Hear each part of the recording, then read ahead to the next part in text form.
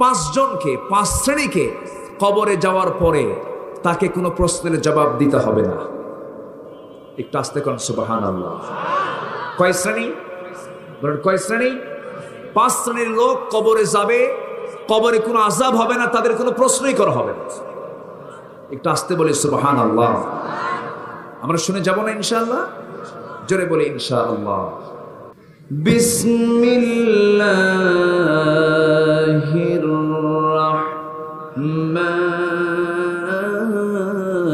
রাহমানির রাহিম।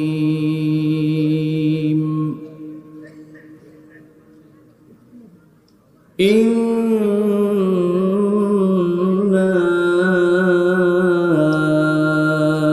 আ'তাইনাকাল কাউসার।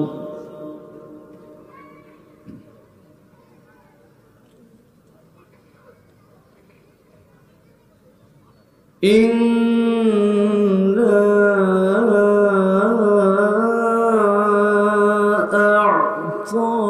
أعطيناك الكوثر.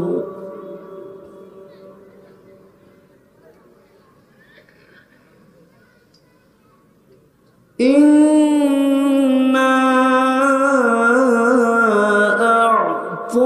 أعطيناك الكوثر فصل لربك وانحر إن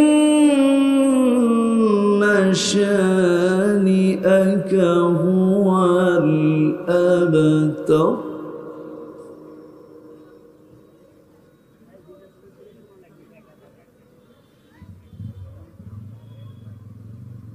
الله أكبر. بسم الله الرحمن الرحيم.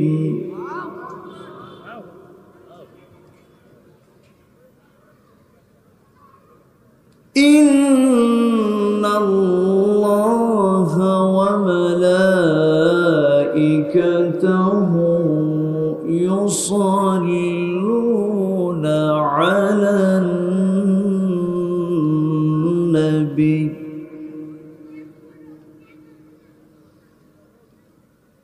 يا أيها الذين آمنوا صلوا عليه وسلموا تسليما. اللهم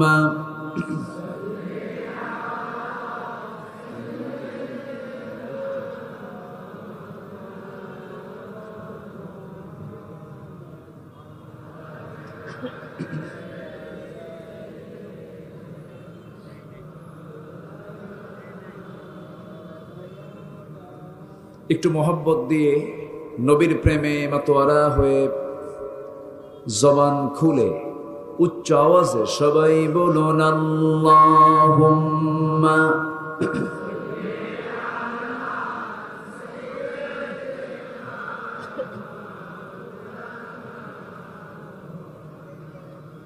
ওয়া আলা আলি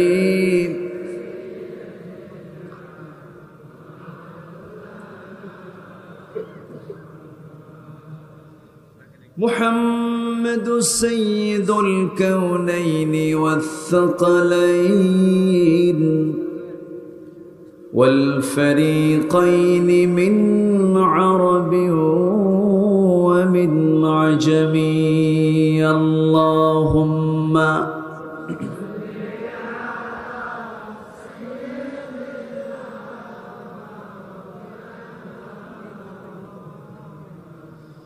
وعلى آله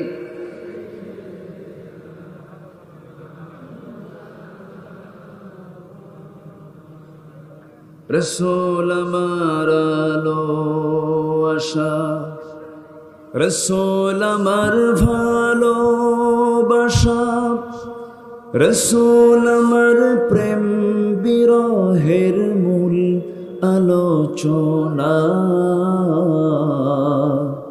রাসূল আমার কাজে কর্মে অনুপ্রেরণা। আল্লাহুম্মা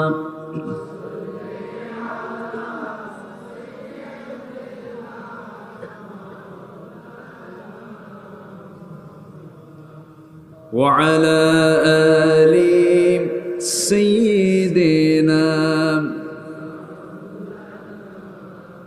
আমি আলোচনার সূচনায় মুকাম্মেলে নিজামে হায়া, complete and balanced code of life, Al Quran আল কারীমের সবচেয়ে ছোট সূরা, সবচেয়ে কমন সূরা, সবার ঘরের সূরা, মুখের সূরা, আমি সূরাতুল কাউসার তেলাওয়াত করেছি।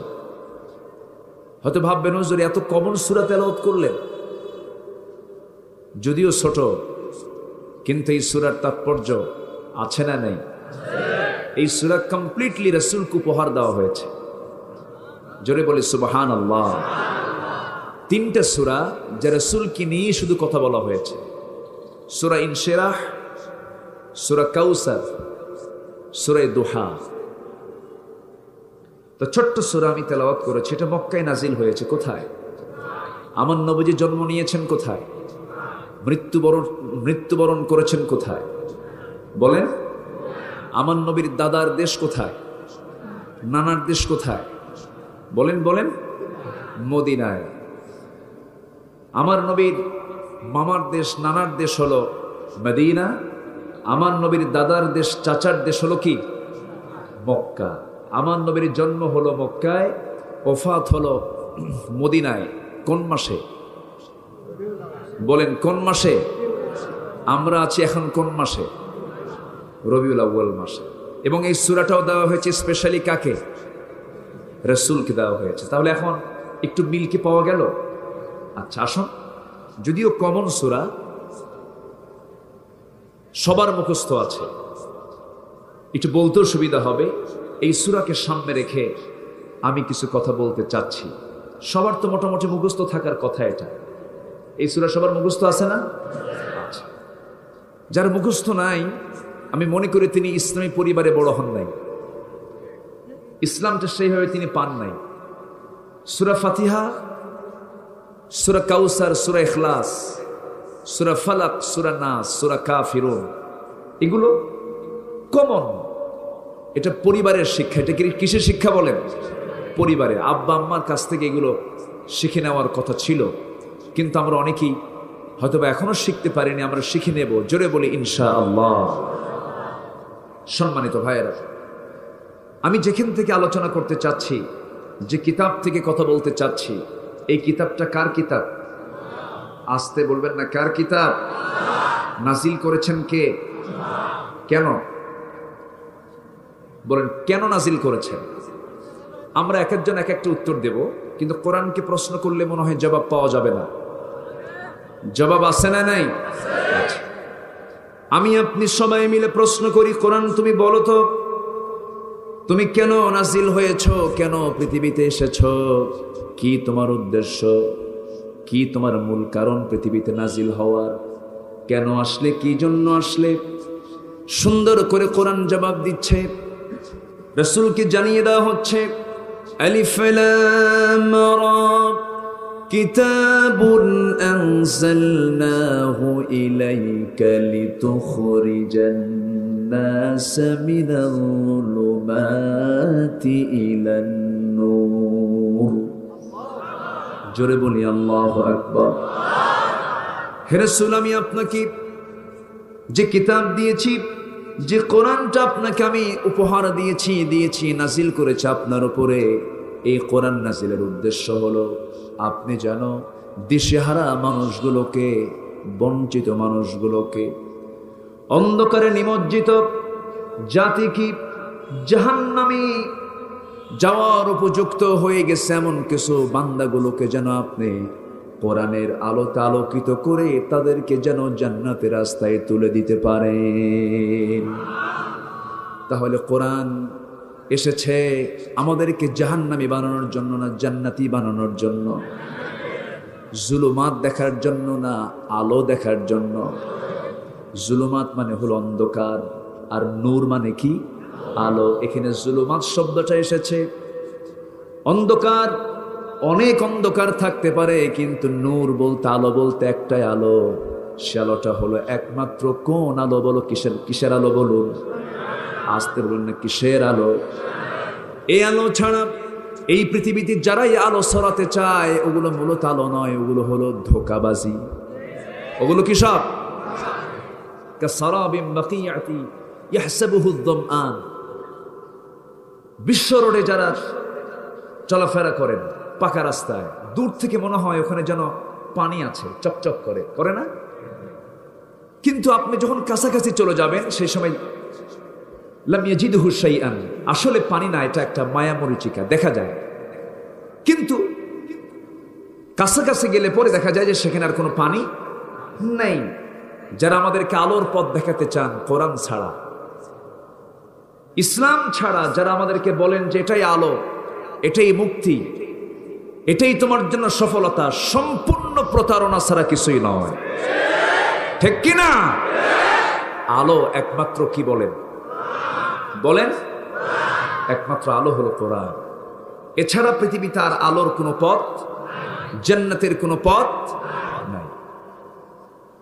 আমার নবীজি জীবনের শ্রেষ্ঠ ভাষণ দিয়েছেন। সেই ভাষণটা হলো ইখতাবু হাজ্জাতুল ফিদা। বিদায় হজের ভাষণে যতগুলো কথা বলেছেন, সেই কথাগুলো বলতে নিয়ে তার সময় লেগেছিল মাত্র 25 থেকে 30 মিনিট। কিন্তু 30 মিনিট কথা তিনি যে বলেছিলেন, পৃথিবীর সকল প্রয়োজনীয় কথা তার 30 মিনিটে শেষ হয়ে গেছে। জোরে বলি সুবহানাল্লাহ। আর আমরা 2 ঘন্টা কথা বললে বলে, হুজুর কি বললেন কিছুই বুঝলাম না।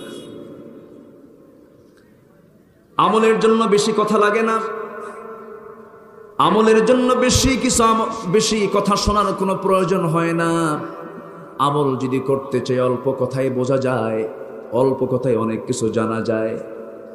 আমার ভাইরা, আমার নবীজি সেই বিদায় হজের ভাষণে একটা গুরুত্বপূর্ণ একটা লাইন বলেছেন, লাকাদ তারাকতু ফীকুম আমরাইন লা তাদিল্লু মা তামাসসাকতুম বিহিমা।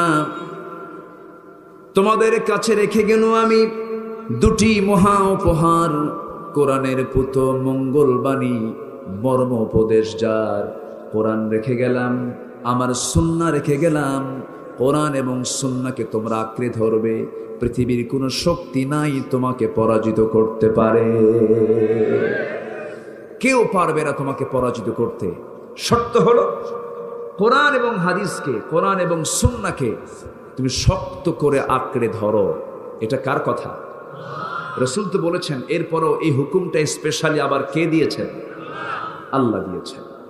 আল্লাহ রাব্বুল আলামিন বলেন, যারা পারেন ঠোঁট মিলিয়ে বলুন, ওয়া'তাসিমু বিহাবলিল্লাহি জামিআন ওয়া লা তাফাররাকু ওয়াযকুরু নি'মাতাল্লাহি আলাইকুম إذ كنتم أعداء فألف بين قلوبكم فأصبحتم بنعمته إخوانا جربنا الله أكبر।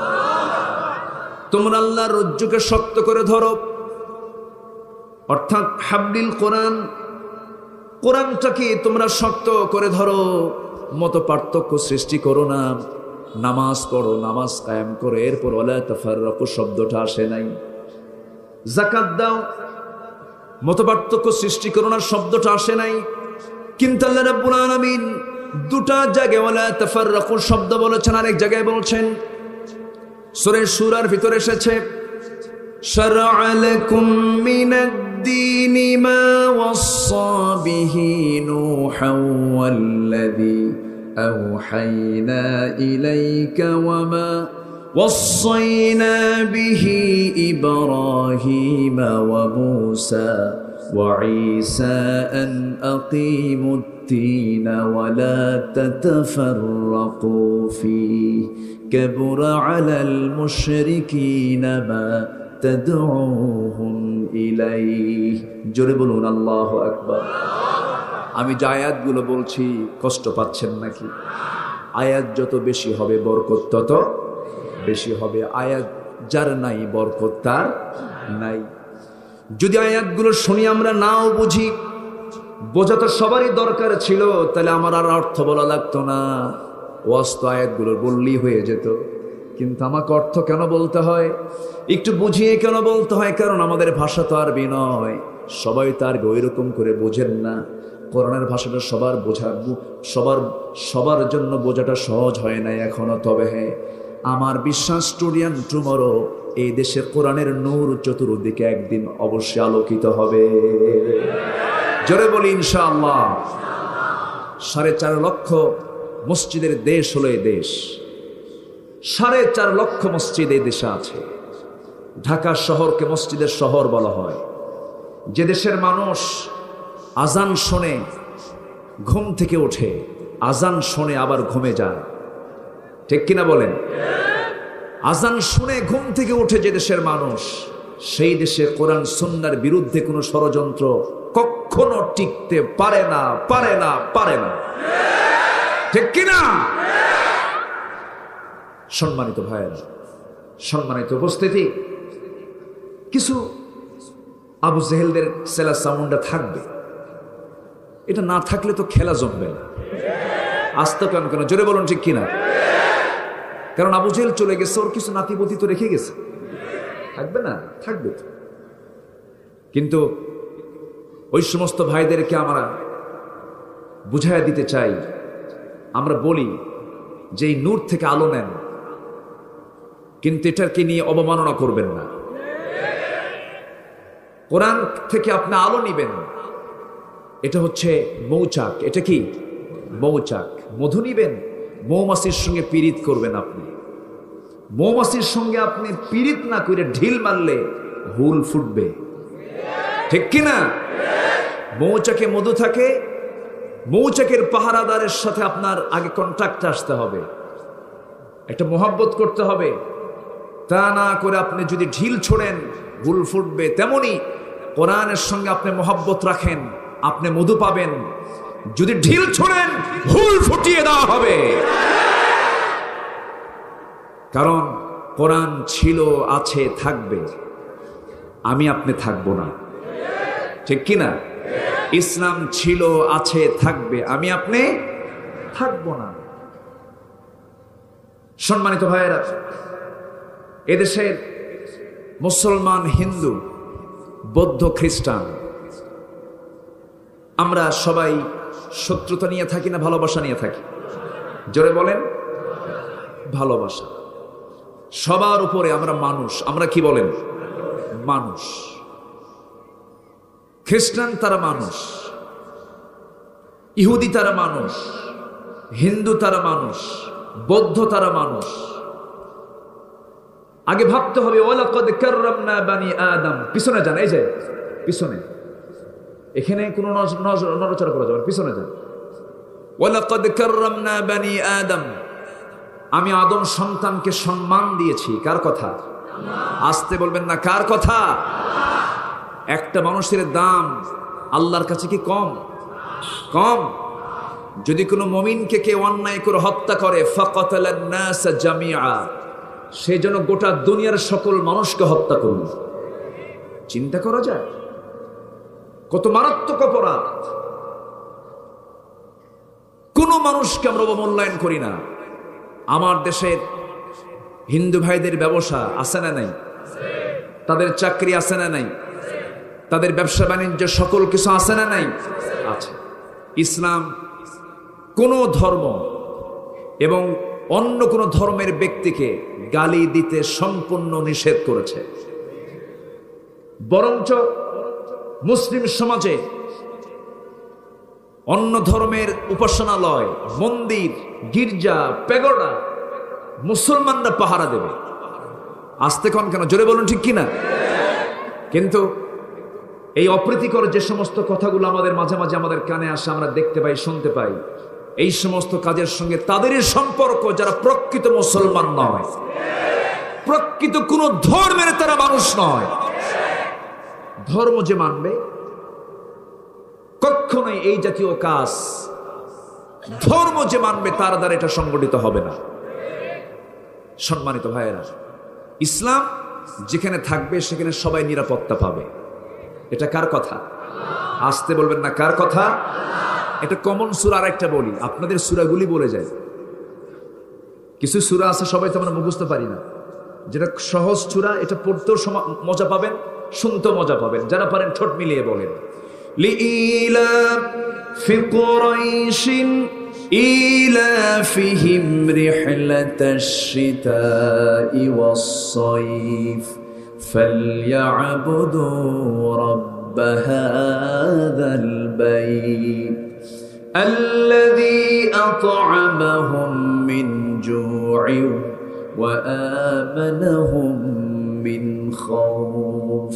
সূরার নাম কি বলেন? সূরার নাম কি? কুরাইশ। আমার নবী কোন বংশের? আমার নবীর জন্ম কোন মাসে? এটা কিন্তু মাথায় রাখতে হবে একটু। বংশ বলে দিলাম, দাদার নাম, দাদার বাড়ি বলে দিলাম, নানার বাড়ি বলে দিলাম। একটু একটু করে নবীর জীবন নিয়ে কিছু কথা শোনার দরকার আমাদের আছে না নাই?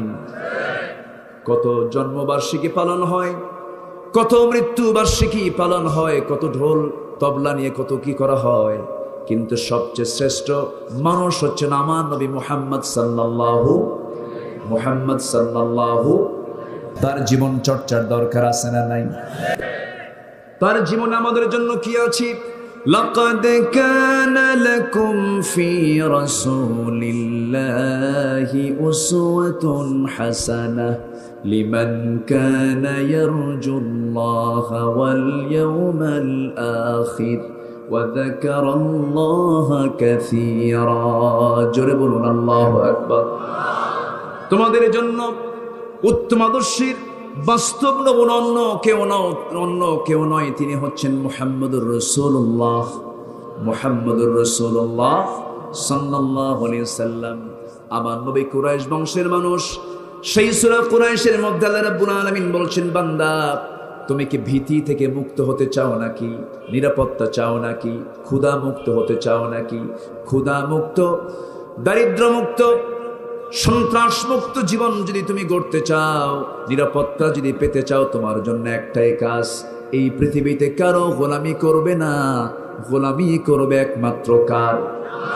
আসতে বলবেন, একমাত্র কার গোলামি? আল্লাহর গোলামি। আল্লাহর গোলামি ছাড়া কারো গোলামি করা যাবে না। কারো ভালোবাসা আগে আমরা অর্জন করতে চাই না। আমরা জীবনে সবার আগে এক নাম্বার ভালোবাসা অর্জন করতে চাই কার? আসতে বলবেন না, কার? আমরা সবচেয়ে এক নম্বর ভালোবাসবো কাকে? আসতে বলবেন না, কাকে? আল্লাহকে ভালোবাসা আমার জন্য সবার আগে জরুরি। কারণ আমার বউ থাকবে না, আমার ছেলে থাকবে না, আমার মেয়ে থাকবে না, কেউ থাকবে না আমার আপনার জীবনে। আমি যখন মার পেটে এসেছিলাম, মার পেটে আসার আগে রুহের জগতে ছিলাম, সেই সময় আমার সঙ্গে কে ছিলেন? আসতে বলবেন না, কে ছিলেন? যখন সেই রুহের জগৎ থেকে, আলমে আরওয়াহ থেকে আলমে বুতুনে যখন আসলাম, মার পেটের জগতে যখন ছিলাম, মার পেটে আমাকে দেখেছেন কে? আমার সাথে কে ছিলেন? সে জায়গায় খাওয়াইছেন কে? সেখানে আমার সমস্ত কিছু ম্যানেজমেন্ট করেছেন কে? আমার চোখটা বানায় দিয়েছেন কে? সুন্দর করে তিনি আমাকে সাজিয়ে গুছিয়ে মার পেটের মধ্যে সুন্দর করে 9টা মাস প্যাকেট করলেন। 9টা মাস সুন্দর করে আমাকে আপনাকে সাজায় সুন্দর করে প্রস্তুত করে এই দুনিয়াতে আসার উপযোগী করে দিলেন। এই যে মোবাইলে 1 GB 2 GB 3 GB 50 GB 160 GB পর্যন্ত মেমোরি পাওয়া যায়, আমার আল্লাহ প্রত্যেক শিশু দুনিয়াতে আসার সঙ্গে সঙ্গে 10 লক্ষ গিগাবাইট মেমোরি জিবি মাথার মধ্যে ঢুকায় দিয়েছে। একটু আস্তে কর সুবহানাল্লাহ। গোটা পৃথিবীর সকল ডাটা যদি মাথায় নেয়, সকল তথ্য নেওয়ার পরেও মাথার কিছু মেমোরি ফাঁকা থেকে যাবে। একটু আস্তে বলি সুবহানাল্লাহ, জোরে বলি সুবহানাল্লাহ। আমি কি আলোচনা চালিয়ে যাব? কোনো সমস্যা আছে কারো? কোন সূরা বলেন তো? কোন সূরা থেকে কথা বলতে শুরু করেছি? সূরাতুল কাউসার। কাউসার কাকে দেওয়া হয়েছে? বলেন, কাকে দেওয়া হয়েছে? কাউসার সামনে আছে না নাই?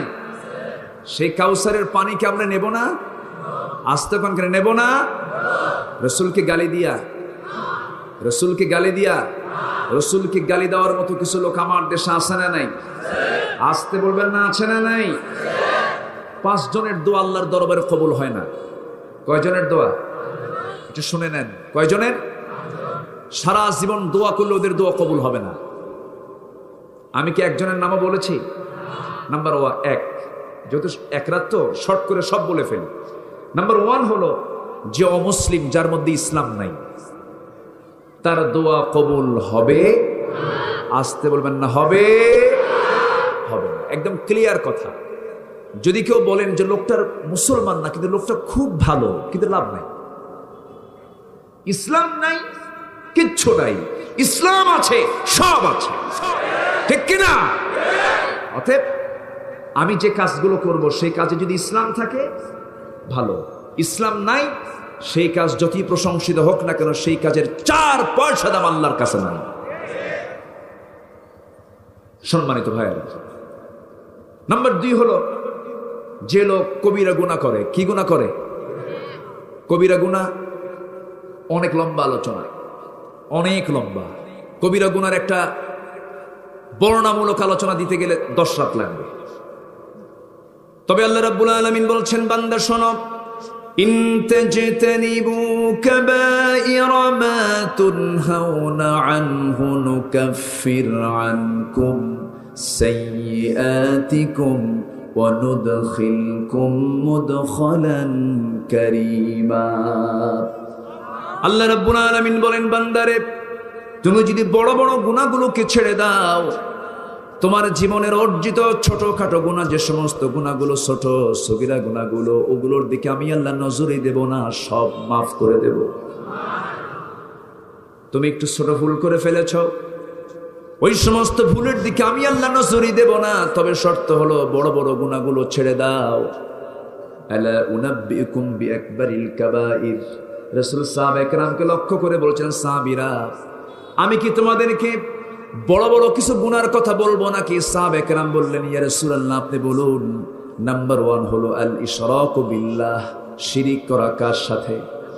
আস্তে, শিরিক করা কার সাথে? শিরিক করা যাবে না। শিরিক করা যাবে? কুফর করা যাবে? শিরিক জুলুম, কুফর জুলুম কার সাথে? আল্লাহর সাথে। ওয়াল কাফিরুনা হুমুয যালিমুন, যারাই কাফের তারাই জালিম। ইন্না শিরকা লাযুলমুন আযীম, শিরিক হলো সবচেয়ে বড় জুলুম। টুপি মাথায় থাকে, টুপি কোথায় থাকে? মাথায়। মাথায় না দিয়ে যদি হাঁটুতে দেন তাহলে টুপির প্রতি কি হলো? জুলুম হলো। মাথায় চোখের চশমা থাকে, চশমা যদি এই জায়গায় না দিয়ে পিছন দিয়ে দেন তাহলে কি হবে? জুলুম হবে। তো ঠিক তেমনি যে জিনিস যে জায়গায় রাখা দরকার, আমাকে খাওয়ান কে? আমাকে পড়ান কে? আমার প্রাণ কার হাতে? যদি আমি এখন বলি যে আল্লাহ আমি কি খেয়ে বেঁচে থাকবো, আল্লাহ আমি কি করবো, আমি আল্লাহ হতাশ হয়ে যাচ্ছি, এটা শিরকের গন্ধ ঢুকে গেল। শিরিক করা যাবে না। শিরিক মারাত্মক গুনাহ, সবচেয়ে বড় গুনাহ। আচ্ছা, এরপর রাসূল বললেন উকুকুল ওয়ালিদাইন, পিতামাতার সঙ্গে খারাপ আচরণ করা, কর্কশ আচরণ করা। নাম্বার 3 হলো ওয়াকাউলুজ জুর, বেহুদা কথা বলা, আজে বাজে কথা বলা, মুখে যা আসে তাই বলা। এমন লোক তো বাংলার জমিনে নাই। আসতে বলবেন না, আছে না নাই? যার জিহ্বা কন্ট্রোল তার জান্নাত কন্ট্রোল। একটু আস্তে করেন সুবহানাল্লাহ। যার 2টা চোখ কন্ট্রোল তার জন্য জান্নাত কন্ট্রোল। এতই সস্তা জান্নাত। জান্নাত পেতে হলে বহু কাজ করতে হবে আমাকে আপনাকে। তাহলে কয়জনের দোয়া কবুল হবে না বলেন? বলেছি কয়জনের কথা? 1 জন। আরো আছে কয়জন?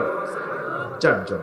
2টা বলেছি, কবিরা গুনার কথা বলেছি। যে কবিরা গুনাহ করবে আল্লাহ তার দোয়া কবুল করবেন না। নাম্বার 3 হলো যে ব্যক্তি মুশরিক, তার দোয়া কবুল হবে না। নাম্বার 4 হলো পিতামাতার সঙ্গে যারা অবাধ্য আচরণ করবে তাদের দোয়া কবুল হবে না। নাম্বার 5 হলো যে বান্দা আমার নবীকে নিয়ে বাজে কথা বলবে, আমার নবীর সম্পর্কে তার বাজে চিন্তা যার যার থাকবে, এবং রাসূলকে নিয়ে যারা কটূক্তি করবে তাদের কোনো দোয়া আল্লাহর দরবারে মঞ্জুর হবে না। আর এই সমস্ত কটূক্তি শোনার পরেও যারা চুপ করে বসে থাকবে তাদেরও দোয়া কবুল হবে না, কারণ তারা হলো টাটকা মুনাফিক। চুপ করে বসে থাকা লোক আছে না, অন্যায় দেখে যা হয় হোক বাবা, কিয়ামত হয়ে যাক, আমি ওর মধ্যে নাই, এরকম লোক মনে হয় বাংলাদেশে খুঁজে পাওয়া যাবে না। আছে না নাই? এটি ইমানদারের লক্ষণ নয়, এটি ইমানদারের লক্ষণ নয়। হযরত ওমর ফারুকের সামনে এক মুনাফিক এসে বলেছিল, ওমর আমি তোমার কাছে এসেছি সানি বিচার করার জন্য, তুমি সানি রায় দিয়ে দাও, দ্বিতীয় রায় দাও। কেন? প্রথম রায় কে দিয়েছে? রাসূল। পছন্দ হয় নাই কিনা? ইহুদির পক্ষে রায় দিয়েছে, আমার বিপক্ষে রায় দিয়েছে, থাম তোর সানি বিচার করে দিচ্ছি, দ্বিতীয় বিচার করতেছি। ভিতরে গেলেন, হাতে তরবারি নিলেন। নবীর বিচার যার পছন্দ হয় না, এই কথা বলেই বাইরে সেই তরবারি হাঁকা দিলেন তার গর্দান বরাবর। আল্লাহু আকবার বলবেন না? নবীর বিরুদ্ধে কথা, আল্লাহর বিরুদ্ধে কথা আমার বাপও যদি বলে আমি তাকে ছাড় দিতে পারি না। কারণ রাসূলকে গালি দিলে আমার অস্তিত্বে গালি দেওয়া হয়ে গেল। আমার আল্লাহকে নিয়ে কোনো কথা বললে অস্তিত্বে হানা দেওয়া হলো। জীবন বাজি দিয়ে বাতিলদের মোকাবেলা করব আমরা মুসলমান। রাজি আছেন কারা কারা? হাত উঁচু করে দেখান।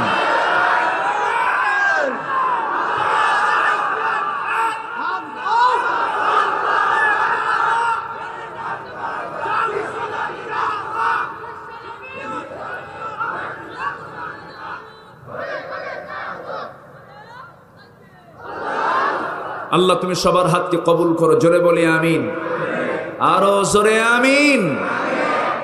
আমার নবীর দাম সবচেয়ে কম না সবচেয়ে বেশি? আমার আল্লাহ হচ্ছেন রব্বুল আলামিন। আমার আল্লাহ কি? আলহামদুলিল্লাহি রাব্বিল।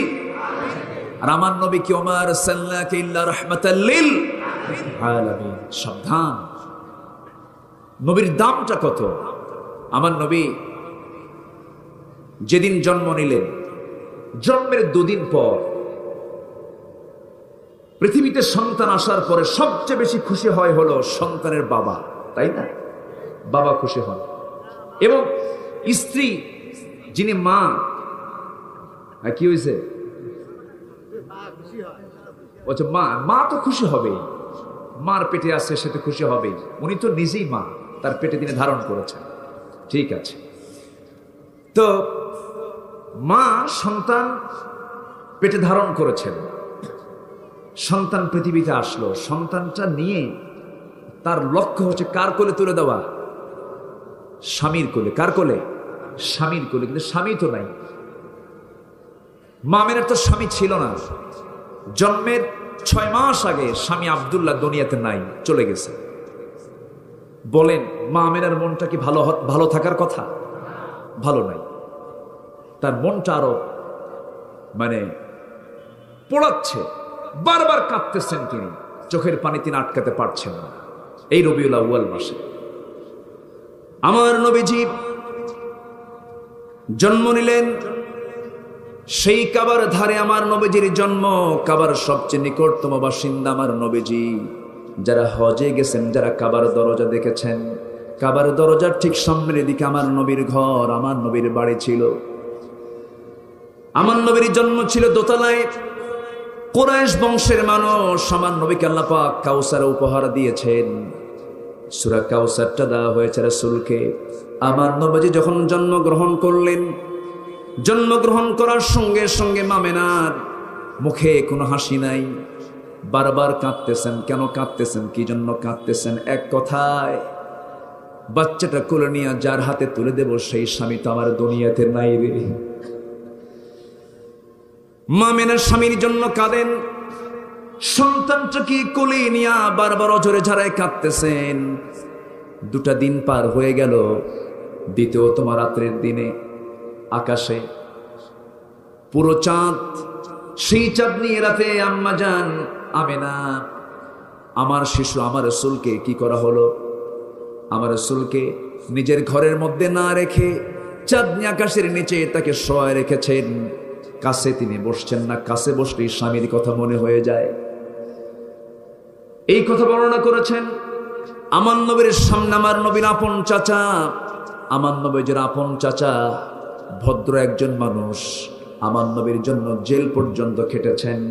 কিন্তু তিনি একজন কাফের ছিলেন, কিন্তু আমার নবীর পক্ষের মানুষ ছিলেন আবু তালেব। জাফর রাদিয়াল্লাহু আনহুর বাবা, হযরত আলীর বাবা, বড় দুজন সাহাবীর বাবা আবু তালেব ছিলেন। যদিও তিনি কাফের, নবীর পক্ষের মানুষ ছিলেন। একদিন স্মৃতিচারণ করতে নিয়ে নবুয়তের পর, আমার নবী যে নবুয়ত পেয়েছেন এমন সময় আবু তালেব বলতেছে, মুহাম্মদ আমি তোমার একটা ছোট্টবেলার স্মৃতিচারণ করতে চাই, তোমার মনে আছে কিনা জানি না, তুমি বলতে পারবে কিনা জানি না। চাচা আপনি বলেন। বলতেছে, মুহাম্মদ তোমার জন্মের মাত্র 2 দিন পর আমি দেখতে তোমার বাড়িতে ঢুকলাম, তোমাদের ঘরের মধ্যে ঢুকলাম, তোমাকে দেখব বলে নিয়ত করে ঢুকেছি। যে দেখি তোমার মা তোমার সামনে নাই। তোমার মা কান্দে, তোমার মার চোখে পানি টলমল করছে, মনটা ভরাক্রান্ত। তুমি একাকী, চাঁদনি আকাশের নিচে তোমাকে শুয়ে রেখেছে, তুমি একাকী শুয়ে আছো, হাত নড়াচড়া করছো, পা নড়াচড়া করছো, শিশু মুহাম্মদ তুমি। সেই সময় লক্ষ্য করলাম আকাশের, চাঁদনি আকাশের নিচে তোমাকে শুয়ে রাখা হয়েছে। তুমি চাঁদের দিকে তাকাও, কিন্তু চাঁদের উল্টা দিকে যখন তাকাও, চাঁদ ডান দিকে থাকলে বাম দিকে লাফ মেরে আসে। আবার যখন তুমি ডান দিকে তাকাও, চাঁদটা আবার ডান দিকে লাফ মেরে চলে আসে। আবার যখন তোমার হাতটা দিয়ে যখন নিচের দিকে হাতটা টান মারো, তখন চাঁদটা নিচের দিকে চলে আসে। ও মুহাম্মদ আমি কি সত্যি সত্যি এমনটা দেখেছি নাকি? এমন চিত্র কি আমি সত্যিই দেখলাম না আমি অন্য কিছু দেখলাম? আমার নবীজির সঙ্গে সঙ্গে বলছেন, চাচা জন্মের পূর্বে আমার বাপটা হারিয়ে ফেলেছি। জন্মের পূর্বে আমার বাপ দুনিয়া থেকে বিদায় নিয়েছেন। আমি শিশু মুহাম্মদ যখন আমার মার পেটে, যখন আমি পৃথিবীতে এসেছি মার পেট থেকে, আমার মার মনটা ভরাক্রান্ত, স্বামীর কথা বারবার তার মনে হচ্ছে। আমার কাছে বসতেই পারছিলেন না তিনি, কষ্ট পাচ্ছিলেন, মনে কষ্ট পাচ্ছিলেন তিনি। এমন সময় আমার আল্লাহ আমার সুবিধার জন্য আকাশের চাঁদ আমার জন্য খেলনা বানায়া দিয়েছিলেন। একটু আস্তে কোন সুবহানাল্লাহ, আরো জোরে বলি সুবহানাল্লাহ। এলোকে কবর ধারে আধার চিরে চিনিস না কি রে, এলোকে কবর ধারে আধার চিরে চিনিস না কি রে, ওকে ও মা আমেনার কোল জোড়ে চাঁদ জানিস না কি রে, এলোকে কবর ধারে আধার চিরে চিনিস না কি রে। তিনি কে? মুহাম্মদ সাল্লাল্লাহু আলাইহি ওয়াসাল্লাম। সম্মানিত ভাইয়েরা, যে রাসূলের সম্মানটা এত, আবার সেই রাসূল যখন নবুয়ত পেলেন, আকাশের চাঁদে কি ফাটল আছে এখনো? আসতে বলেন কোন আছে? আছে, এখনো আছে। 70 দশকে নীল আর্মস্ট্রং গিয়েছিলেন চাঁদের দেশে। চাঁদের দেশে গিয়ে দেখেন চাঁদের মাঝখানে ফাটা চিহ্ন, এবং যে আওয়াজ শুনেছেন সে আওয়াজটা মিশরের কায়রোতে এসে দেখেন যে আওয়াজটা তিনি শুনেছেন চাঁদের দেশে, সে আওয়াজ তিনি মিশরের কায়রো শহরে আজান শুনতে পাচ্ছেন। জোরে বলি আল্লাহু আকবার। যে নবীজির হাতের ইশারায় আকাশের চাঁদ দ্বিখণ্ডন হয়, যে নবীজির সম্মান হচ্ছে আল্লাহর পরে, সেই রাসূলকে হাউজে কাউসার উপহার দিয়েছেন কে? আসতে বলবেন না কে? তিনি হচ্ছেন আমার নবী, তিনি হচ্ছেন আমার রাসূল মুহাম্মদ সাল্লাল্লাহু আলাইহি ওয়াসাল্লাম। আল্লাহ তাআলা আমার রাসূলকে বলছেন, হে রাসূল, আপনাকে নিয়ে মক্কার মানুষ কত কি গালমন্দ করেছে। জন্মের পূর্বে আপনার বাপ নেই, আপনি এতিম, আপনার সম্পদ নেই, আপনাকে ফকির বলতেছে। আপনার ছেলে সন্তান নেই, আপনাকে লেজ কাটা বলতেছে। আপনি সুন্দর করে কোরআন তেলাওয়াত করেন, আপনাকে কবি বলতেছি। আপনি মুজিজা আপনার দ্বারা প্রকাশ পেয়ে যে আপনাকে জাদুঘর বলতেছে। যে যা বলে বলুক, আমি আপনাকে এমন সুর উপহার দিলাম, আমি আপনাকে যা দিয়েছি পৃথিবীর কোনো মানুষকে আমি তা দেই নাই। জোরে কোন সুবহানাল্লাহ। যারা পারেন ঠোঁট মিলিয়ে বলুন আবার, ইন্না আ'তাইনাকাল কাউসার ফাসাল্লি লিরাব্বিকা ওয়ানহার ইন্না শানিআকা হুয়াল আবতার। আয়াত মোট 3টা। আয়াত মোট কয়টা? 3টা। কি সুন্দর মিল, কি সুন্দর ছন্দের মিল। কিয়ামত হয়ে যাবে, কোরআনের মতো কোরআন পৃথিবীর কোনো মানুষ রচনা করতে পারবে না। আবার সূরা ইখলাসের দিকে চলে যান, যারা পারেন সুন্দর করে বলুন, কুল হুয়াল্লাহু আহাদ আল্লাহুস সামাদ লাম ইয়ালিদ ওয়া লাম ইউলাদ ওয়া লাম ইয়াকুল লাহু কুফুয়ান আহাদ। সূরা কাউসার র দিয়া শেষ, আর সূরা ইখলাস কি দিয়া শেষ? দাল দিয়া শেষ। দাল দিয়ে কত সুন্দর মিল দিয়েছেন কে? আসতে বলবেন না কে? আল্লাহ দিয়েছেন। আরেকটা সূরা আছে শুধু দাদা দিয়া শেষ, আছে না? এখানে আমাদের দাদা আছে না অনেক? যারা পারেন সঙ্গে মিলে বলেন, আমার সঙ্গে ঠোঁট মিলিয়ে বলুন, ওয়াইলুল লিকুল্লি হুমাযাতিল লুমাযাহ আল্লাযী জামা'a মালান ওয়া আদ্দাদাহ ইয়াহসাবু আন্না মালাহু আখলাদাহ। জোরে বলি আল্লাহু আকবার। আমার ছোট্ট একটা ভাতিজি আছে, সে বলে তার দাদাকে, দাদা, তার নানাকে বলছে, নানা কোরআন শরীফ তেলাওয়াত করি, শুধু দাদা পাই, নানা তো খুঁজে পাই না। কি কথা কি বুঝতেছেন আপনারা? কি সুন্দর মিল কোরআনে আল্লাহ রাব্বুল আলামিন রেখেছেন। মিল যদি না হতো, মুখস্থ করতে কষ্ট হয়ে যেত। ছোট্ট ছোট্ট বাচ্চাগুলো জীবনের শত শত নয় হাজার হাজার হাফেজকে মাথায় পাগড়ি পরিয়ে দিলাম। এমন নজির আছে 4 বছর 5 বছরের ছোট্ট ছোট্ট বাচ্চা যারা বিছানায় পেশাব করে কিন্তু 30 পারা কোরআন মুখস্থ করে ফেলেছে। জোরে বলি সুবহানাল্লাহ। আবার কিছু বুড়ো চাচা আছে, 70 বছর বয়স চাচা, আপনি কি কোরআন তেলাওয়াত করতে পারেন নাকি? বাবা মুখে আসে না, আসে না? নাই, এটা পোড়া কপাল। যখন চাচাকে বলা হয়, চাচা সিরাজগঞ্জ সদরের কোর্টের সামনে আপনার যে 10 শতক জায়গা আছে, ওটার দাগ নাম্বার কত? 113। কি কথা বোঝেন নাই? ওটার দাগ নাম্বার জানা আছে, সিএস নাম্বার জানা আছে, আরএস নাম্বার জানা আছে, কিন্তু উনি আয়াত নাম্বার পারেন না। এটা কি ভাগ্যবান? ভাগ্যবান না। জান্নাতের দাগ নাম্বার মুখস্থ করার দরকার আছে না নাই? জান্নাতের দাগ নাম্বার কোন কিতাবে পাওয়া যায়? কোরআন। সম্মানিত ভাইয়েরা, সম্মানিত বন্ধুগণ, রাত তো অনেক হয়ে যাচ্ছে, কি করবো? আলোচনা চালাবো? কেউ যখন যাচ্ছে না, আপনারা যখন আসেন কোনো সমস্যা নেই, আপনি যতক্ষণ আছেন আমিও ততক্ষণ আছি। তবে আগামীকাল আমার মাহফিল বেশি দূরে না, কক্সবাজার, খুব কাছে না মাহফিল। অতএব টেনশন কিন্তু আপনার যতটুকু আছে, টেনশন আমার কিন্তু কোনো অংশ কম না।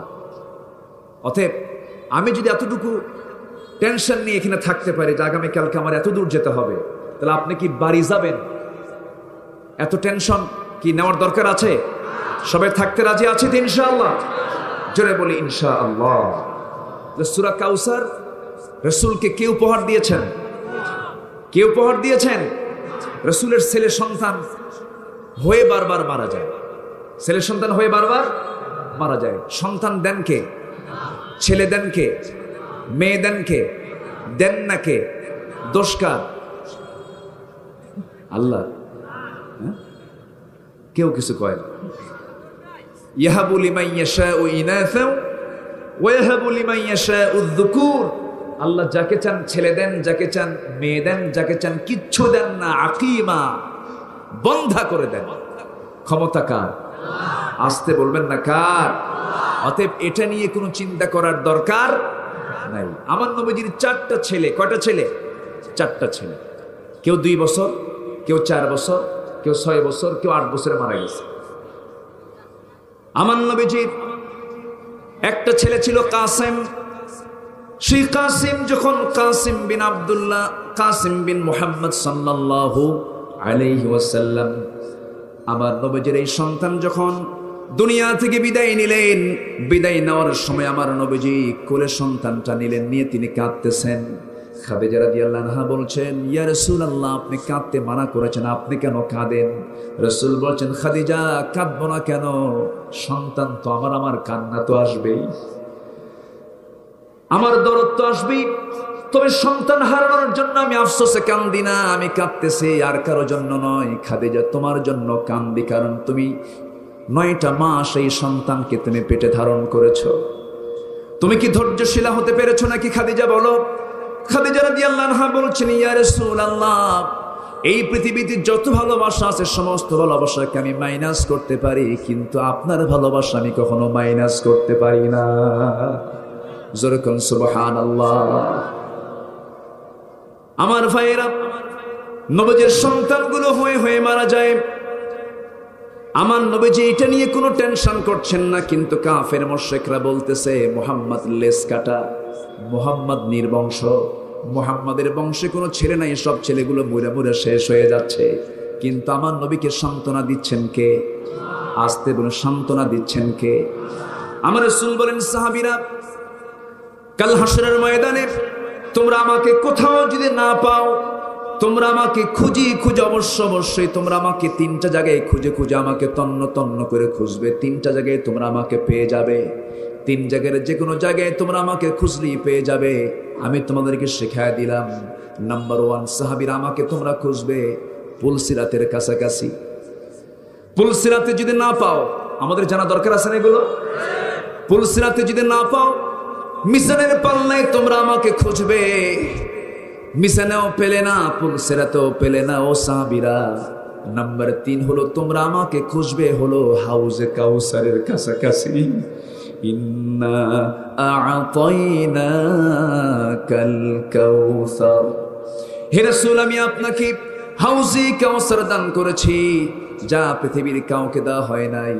এই হাউজে কাউসার থেকে যে পানি বান্দা পান করবে, জনমের মতো তৃষ্ণা তার চিরদিনের মতো দূর হয়ে যাবে। জোরে বলে সুবহানাল্লাহ। আমার ভাইয়েরা, আমার বন্ধুগণ, আমার নবীজি এই সুন্দর করে সাহাবায়ে কেরামকে এই কথাগুলো বলে দিলেন। এরপরে 2nd নাম্বার আয়াত হলো, অতএব হে রাসূল, আমি আপনাকে 2টা কাজের অর্ডার দিচ্ছি। কয়টা কাজ? এই সূরার মধ্যে 2টা কাজের অর্ডার এসেছে। নাম্বার 1 হলো আপনি নামাজ পড়ুন। কার জন্য? আসতে বলবেন না, কার জন্য? নামাজ পড়লে কে খুশি? বেজার কে? আসতে বলেন, বেজার কে? আমি নামাজ পড়বো, আমার নেতা নামাজ পড়বে না। আমি নামাজ পড়বো, আমার নেতা নামাজ পড়বে না। ওটা আবার কেমন নেতা? আছে না নাই? আমি তো সেই নেতাকে মানব যে নেতা আমার মৃত্যুর সময় জানাজার নেতৃত্ব দিতে পারবে, তিনি তো আমার নেতা হবেন। যে নেতা আমার নামাজের নেতা হতে পারবেন না, যে নেতা আমার জানাজার ইমামতির দায়িত্ব পালন করতে পারবেন না, সেই নেতা আমার কোনোদিন নেতা হতে পারে না। ওয়াজ করতে বেশি কিছু লাগে না তো, একটা লাইনে যথেষ্ট। একটু মনোযোগ দিয়ে শোনার চেষ্টা করবেন। আমার বন্ধুগণ, দুনিয়াতে যে ব্যক্তি যাকে নেতা বানাবে কিয়ামতের দিন, সেই নেতা সহ সে উঠবে। নেতা যেই দিকে তোমার গন্তব্য সেই দিকে হবে। নেতা জাহান্নাম, তোমাকেও জাহান্নামে যেতে হবে। আমার ভাইয়েরা, 2টা কাজ আমরা করব। এই সূরা থেকে আমরা 2টা শিক্ষা আমরা অর্জন করে নিয়ে যাব। সেটা হলো, 1 নাম্বার হলো আমরা নামাজ পড়ব। কার জন্য? আসতে বলবেন না, কার জন্য? নামাজ কার হক? আসতে বলেন, নামাজটা কার হক? আল্লাহর হক। মনে রাখতে হবে, এই হক কখনো লঙ্ঘন করা যাবে না। আজান যখন হয় মূলত কার ডাক? আসতে বলবেন না, কার ডাক? মূলত আল্লাহ তাআলা ডাকতেছেন, হাইয়া আলাস সালাত, হাইয়া আলাল ফালাহ। কল্যাণের দিকে আসো, নামাজের দিকে আসো। এই ডাকটা আমি শুনলাম। ডাক শোনার সঙ্গে সঙ্গে যে বান্দা সুন্দর করে ওযু বানাবে, হাত ধৌত করবে, হাতের সগীরা গুনাহগুলো মাফ করে দিবেন কে? যখন মুখমণ্ডল ধৌত করবে, মুখের সগীরা গুনাহগুলো মাফ হয়ে যাবে। মাথা মাসে করবে, মাথার সগীরা গুনাহগুলো মাফ হয়ে যাবে। 2 পা ধৌত করবে, 2 পায়ের সগীরা গুনাহগুলো মাফ হয়ে যাবে। বান্দা যখন ওযু বানায়, যখন নামাজের জন্য যখন মসজিদ পানে যখন ছুটে পড়বে, হাঁটতে শুরু করবে, প্রত্যেকটা কদমে কদমে 10টা করে নেকি তার আমলনামায় লেখা শুরু হয়ে যাবে। বান্দা যখন নামাজে দাঁড়ায় আল্লাহ বান্দার সামনে সঙ্গে সঙ্গে দাঁড়ায়া যায়। এবার প্রেমের খেলা কার সাথে হয়? আসতে বলবেন না কার সাথে? তাহলে আল্লাহর সঙ্গে প্রেম করার জন্য নামাজ সবার পরে না, নামাজ সবার আগে? নামাজ সবার আগে। নামাজ দিয়ে আল্লাহর সঙ্গে প্রেম হবে, নামাজ দিয়ে আল্লাহর সঙ্গে নৈকট্য হাসিল হবে। বান্দা যখন নামাজে দাঁড়িয়ে যায়, হাদিস এসেছে আল্লাহ বান্দার সামনে দাঁড়ায়া যান। বান্দা যখন সূরা ফাতিহার একটা করে আয়াত বলে আল্লাহর সঙ্গে সঙ্গে বান্দার সেই আয়াতের কথার জবাবগুলো দিয়ে দেন। বান্দা যখন সূরা ফাতিহা গুলো শেষ করে ফেলে আল্লাহ বলেন, বান্দারে আমার কাছে তুই এতক্ষণ ধরে যা যা চাইলি এই সমস্ত চাওয়া আমি আল্লাহ রাব্বুল আলামিন কবুল আর মঞ্জুর করে নিলাম। বান্দা যখন রুকুতে যায় আল্লাহ তখন সমস্ত ফেরেশতাদেরকে ডাক দেন। বান্দা যখন রুকু থেকে দাঁড়ায় যখন সিজদার দিকে চলে যায় আল্লাহ অস্থির হয়ে বলেন, ও ফেরেশতারা দেখ এই বান্দাগুলো জান্নাত জাহান্নাম না দেখে, আমাকে না দেখে, রাসূলকে না দেখে, কোরআনকে বিশ্বাস করে এই সমস্ত বান্দাগুলো সিজদায় পড়ে পড়ে কি যেন চাচ্ছে। ও ফেরেশতারা সাক্ষী থাক, এই সমস্ত বান্দার तमाम জিন্দেগীর সমস্ত গুনাহগুলো maaf করে দিয়া এই সমস্ত বান্দার জন্য আমি আল্লাহ জান্নাতটা ওয়াজিব বানায়া দিলাম। নামাজ কার হক? নামাজ ছেড়ে দেওয়া যাবে না, নামাজকে কখনো বাদ দেওয়া যাবে না, নামাজকে কখনো হেলা খেলা করা যাবে না। নামাজ সবার আগে। কাজকে বলবো নামাজ আছে, নামাজকে বলা যাবে না কাজ আছে। যখন আজান হয়ে যাবে সমস্ত কাজগুলো বন্ধ হবে, নামাজ চালু হয়ে যাবে। এই দৃশ্য আমরা সেই দিনই আমরা পরিপূর্ণরূপে দেখতে পাবো, যেই দিন দেখা যাবে নামাজটা সমাজে প্রত্যেকটা জায়গায় যখন কায়েম হয়ে গেছে। সবাইকে দৃশ্য দেখতে চাই না? সবাইকে দৃশ্য দেখতে চাই না? আল্লাহ কবুল করুন।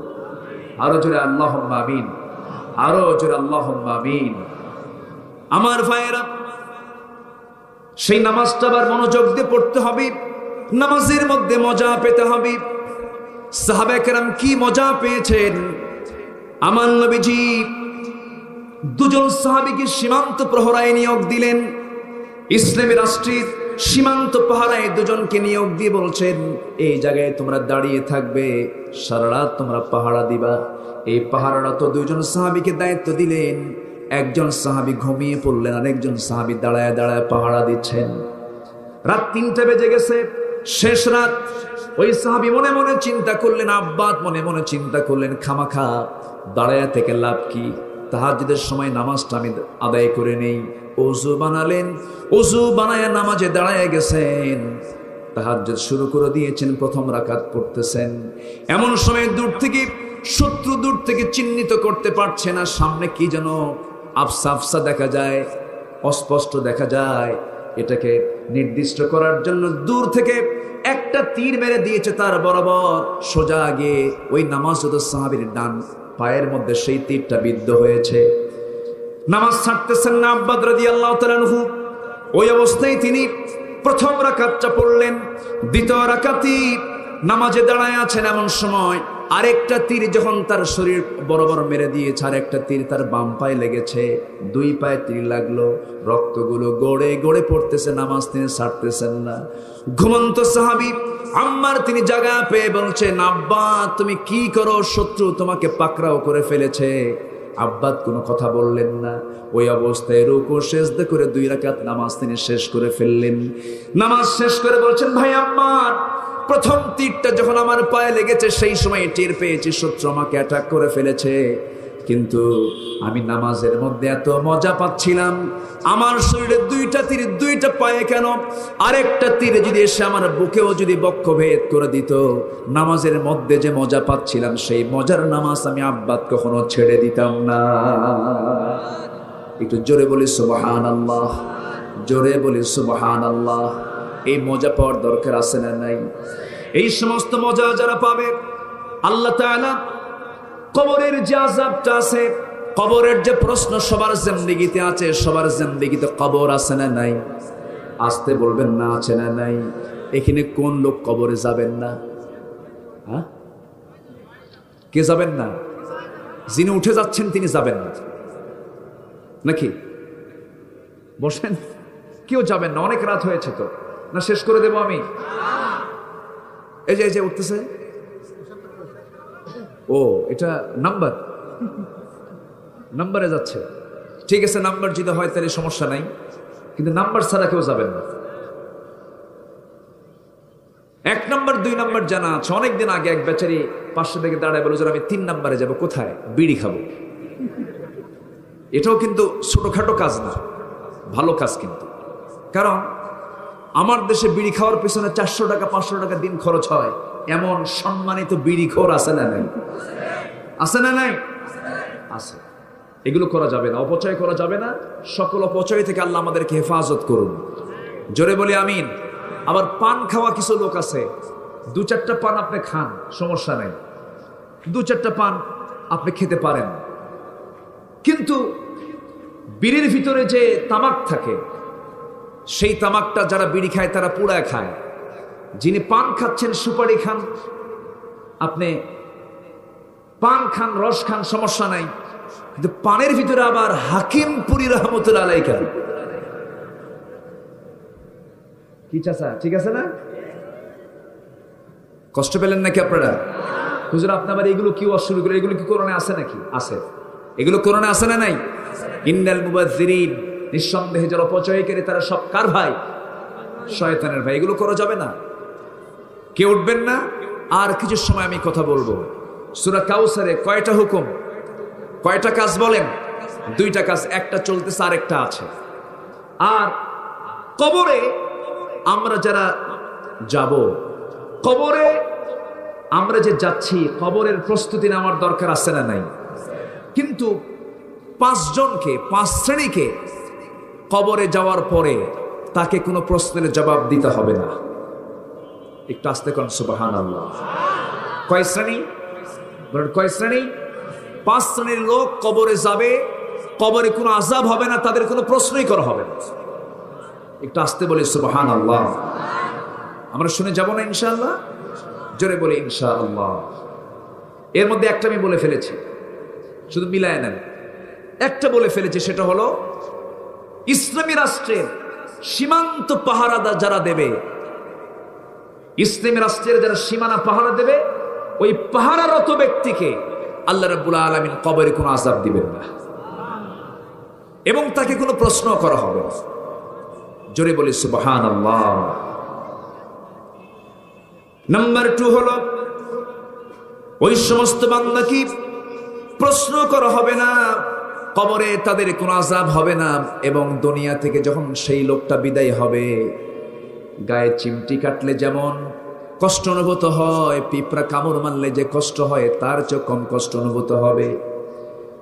সেই বান্দাগুলো হলো যারা এই জমিনে আল্লাহর দ্বীন কায়েম করতে গিয়ে যারা শাহাদাত বরণ করেছেন, শহীদের যারা দরজা হাসিল করেছেন, ওই সমস্ত বান্দাকে আল্লাহ রাব্বুল আলামিন এ পারে দুনিয়া ও পারে সোজা জান্নাত আল্লাহ রাব্বুল আলামিন দান করবে।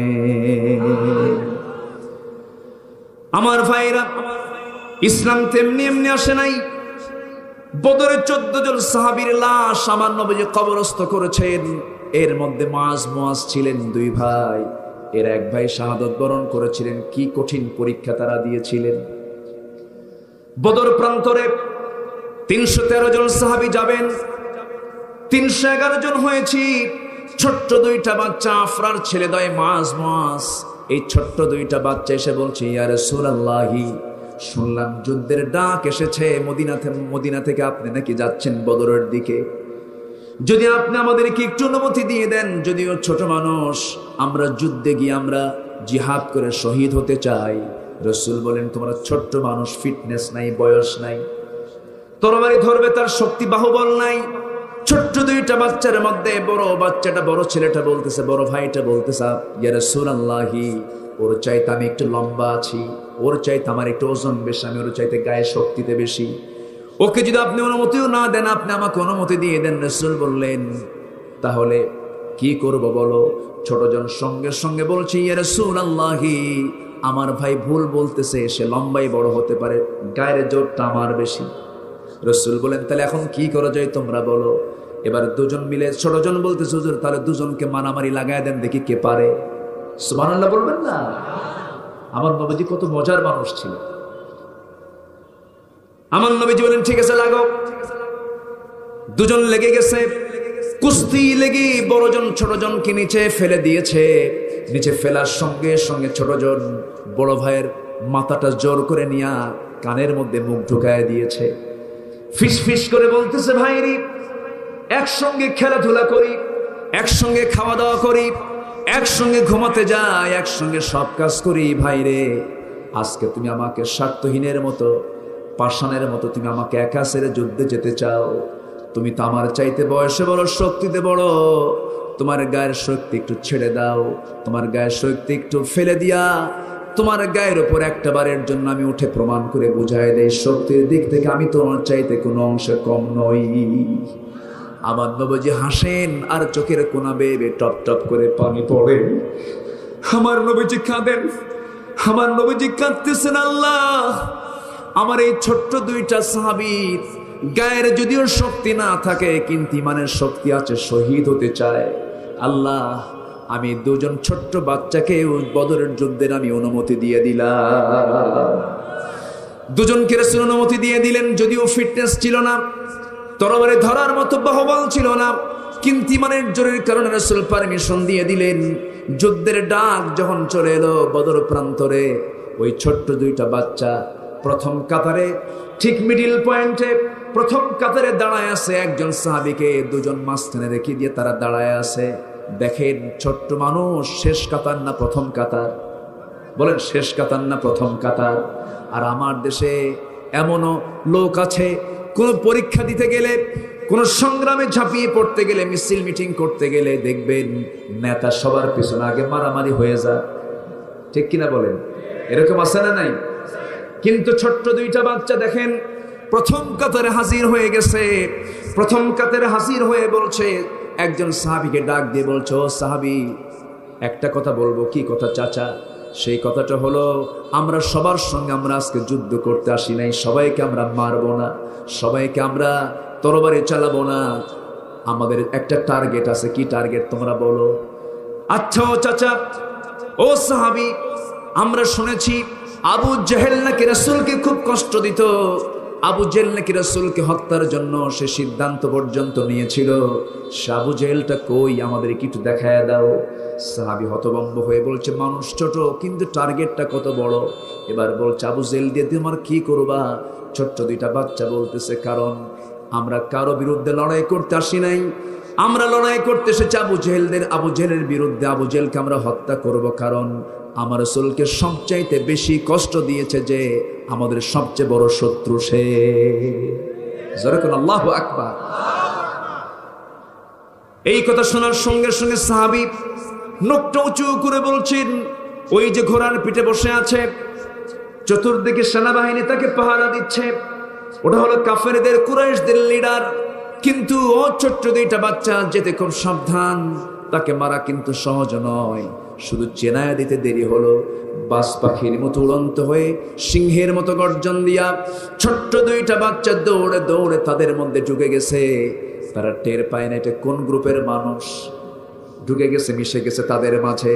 ঢুকে গিয়ে মিশে গিয়া আবু জেহেল যে ঘোড়ার পিঠে বসা ছিল, তার দুই পাশে দুজন ভাই পজিশন নিয়ে দাঁড়ায় গেছে, ছোট্ট তরবারি নিয়ে দাঁড়ায় গেছে। হঠাৎ করে আল্লাহু আকবার তাকবীর ধ্বনি দিয়া দুজন ভাই এক সজোর আঘাত করেছে আবু জেহেলের দুই পায়ে। আবু জেহেল ওই যে ধরাশয়ী হয়ে জমিনে পড়ে গেল, ওই জমিন থেকে আর মাথা উঁচু করে দাঁড়াতে পারে নাই। আবু জেহেলকে খতম করার জন্য দুইটা নাবালক সন্তান আল্লাহ সিলেক্ট করেছেন, আবার ফেরাউনকে খতম করার জন্য দরিয়ার পানি সিলেক্ট করেছিলেন, আবার নমরুদকে দুনিয়া থেকে বিদায় করার জন্য সুস্থ মশা না অসুস্থ মশা, অসুস্থ ন্যাংরা মশা সিলেক্ট করেছিলেন। সেই আল্লাহ আজও আছে না নাই? আসতে বলবেন না আছে না নাই? নমরুদ ইব্রাহিম আলাইহিস সালামকে আগুনে পুড়ে মারতে চেয়েছিল, ফেরাউন মুসা আলাইহিস সালামকে পানিতে ডুবে মারতে চেয়েছিল, আবু জেহেল রাসূলকে দুনিয়া থেকে হত্যা করে নবুয়তকে বানচাল করতে চেয়েছিল, টিকতে পারে নাই। আজকেও যারা ইসলামকে নিয়ে, কোরআনকে নিয়ে গোটা পৃথিবীর ভিতরে যারা ষড়যন্ত্র করছেন, তারাও টিকতে পারবে না। টিকতে পারবে? পারবে না, কখনোই পারবে না তারা। আমার বন্ধুগণ, আমার দ্বীনি ভাইরা, ছোট্ট দুইটা বাচ্চা এবার কি করলো? ছোট্ট দুইটা বাচ্চা যখন আক্রমণ করে বসেছে, আবু জেহেল তো ধরাশয়ী হয়ে জমিনে পড়ে গেছে। কাফের মুশরিকরা বড়জনকে টার্গেট করে ফেলে চতুর্দিক থেকে তরবারি হাতের মধ্যে নিয়ে তাকে আক্রমণ করা শুরু করে দিয়েছে। ছোট্ট তরবারি দিয়ে মোকাবেলা করছেন মুআজ। মোকাবেলা করতে করতে এক পর্যায়ে পিছন দিক থেকে একজন কাফের এসে তার ডান হাতে মেরে দিল। তরবারিটা ঝনঝন করে পড়ে গেল ডান হাতে। ডান হাতটা চামড়ার সঙ্গে ঝুলতেছিল। ঝুলন্ত হাত নিয়ে যুদ্ধ থামালেন না, দৌড় মেরে গিয়ে আবার তরবারির কাছে চলে গেলেন। বাম হাতে তরবারি হাতে নিয়ে, বাম হাতে নিয়ে আবার তিনি উঁচু হয়ে যুদ্ধ চালান শুরু করে দিলেন। তরবারি চালাতে লাগলেন। যুদ্ধ চালাতে গিয়া, তরবারি চালাতে গিয়া ডান হাতটা এসে বাম হাতে ধাক্কা খায়। তরবারি চালাতে কষ্ট হচ্ছে মনে করে তার ডান ঝুলন্ত হাতটা, ডান হাতটা তার বাম পায়ের নিচে রেখে এমন জোরে টান মারলেন, হাতটা ছিটকে পড়ে গেল। বাম হাতে যুদ্ধ করতে লাগলেন। বাম হাতে এক পর্যায়ে কেটে ফেলে দিল। দুই হাত কাটা তরবারি ঝনঝন করে পড়ে গেল। সামনে এতিমের মতো দাঁড়ায় আছে রে। এমন সময় কাফেররা তার গর্দান বরাবর আঘাত করলো, মস্তকটা ছিটকে পড়ে গেল। আর দুনিয়াবাসীকে জানান দিয়ে দিল, এই ছোট্ট বাচ্চা যুদ্ধের ময়দানে শাহাদত বরণ করে বুঝায় দিল, দুনিয়ার মুসলমান, আল্লাহর পথে এরকম করে কুরবানি হতে হয়। যেরকম সুবহানাল্লাহ। ফাসাল্লি লিরাব্বিকা ওয়ানহার, নামাজ পড়ো, কুরবানি করো। কার কথা? আসতে বলবেন না, কার কথা? আমার ভাইয়েরা, আমার বন্ধুগণ, অনেকগুলো কথা আছে, একটু আমাকে সময় দিবেন। একটু সময় দিলে পরে আমি কথাগুলো বলতে পারবো। কবর আযাব হবে না কয় শ্রেণীর? আসতে বলবেন না, কয় শ্রেণীর?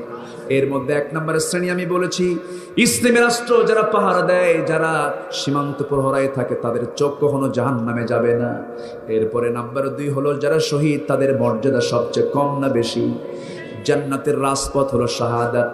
জান্নাতের রাজপথ কি? শাহাদাত। আমার ভাইয়েরা, আমার বন্ধুগণ, সেই সাহাবী বদর প্রান্তরে শাহাদত বরণ করলেন। মুআজ শাহাদত বরণ করে দুনিয়াবাসীকে জানায় দিলেন, এমন করেই তো কোরবানি স্যাক্রিফাইস করতে হয়। দিন গ্রহণ করা মানে নিজের জীবনটাকে হিংস্র জন্তুর সামনে ছেড়ে দেওয়া, হিংস্র জন্তুর সামনে নিজের জীবনকে উজাড় করে দেওয়া। যেমনটি করে আম্বিয়া কেরাম দিয়েছেন, সাহাবায়ে কেরাম দিয়েছেন। দিন গ্রহণ করতে গিয়ে সব কিছু উজাড় করে দিয়েছেন। দিন গ্রহণ করতে গিয়ে শাহাদত বরণ করেছেন। দিন গ্রহণ করতে গিয়ে স্যাক্রিফাইস করেছেন। কি স্যাক্রিফাইস করেছেন? দুনিয়ার সমস্ত সম্পদগুলো ছেড়ে দিয়া আল্লাহর দিনকে তারা ধরেছেন। একজন সাহাবীর কথা মনে হলো। সেই সাহাবীর বাড়ি হলো মক্কা এবং মদিনার ঠিক মাঝখান বরাবর একটা সম্প্রদায়ভুক্ত তিনি ছিলেন। ইসলাম তিনি কবুল করলেন।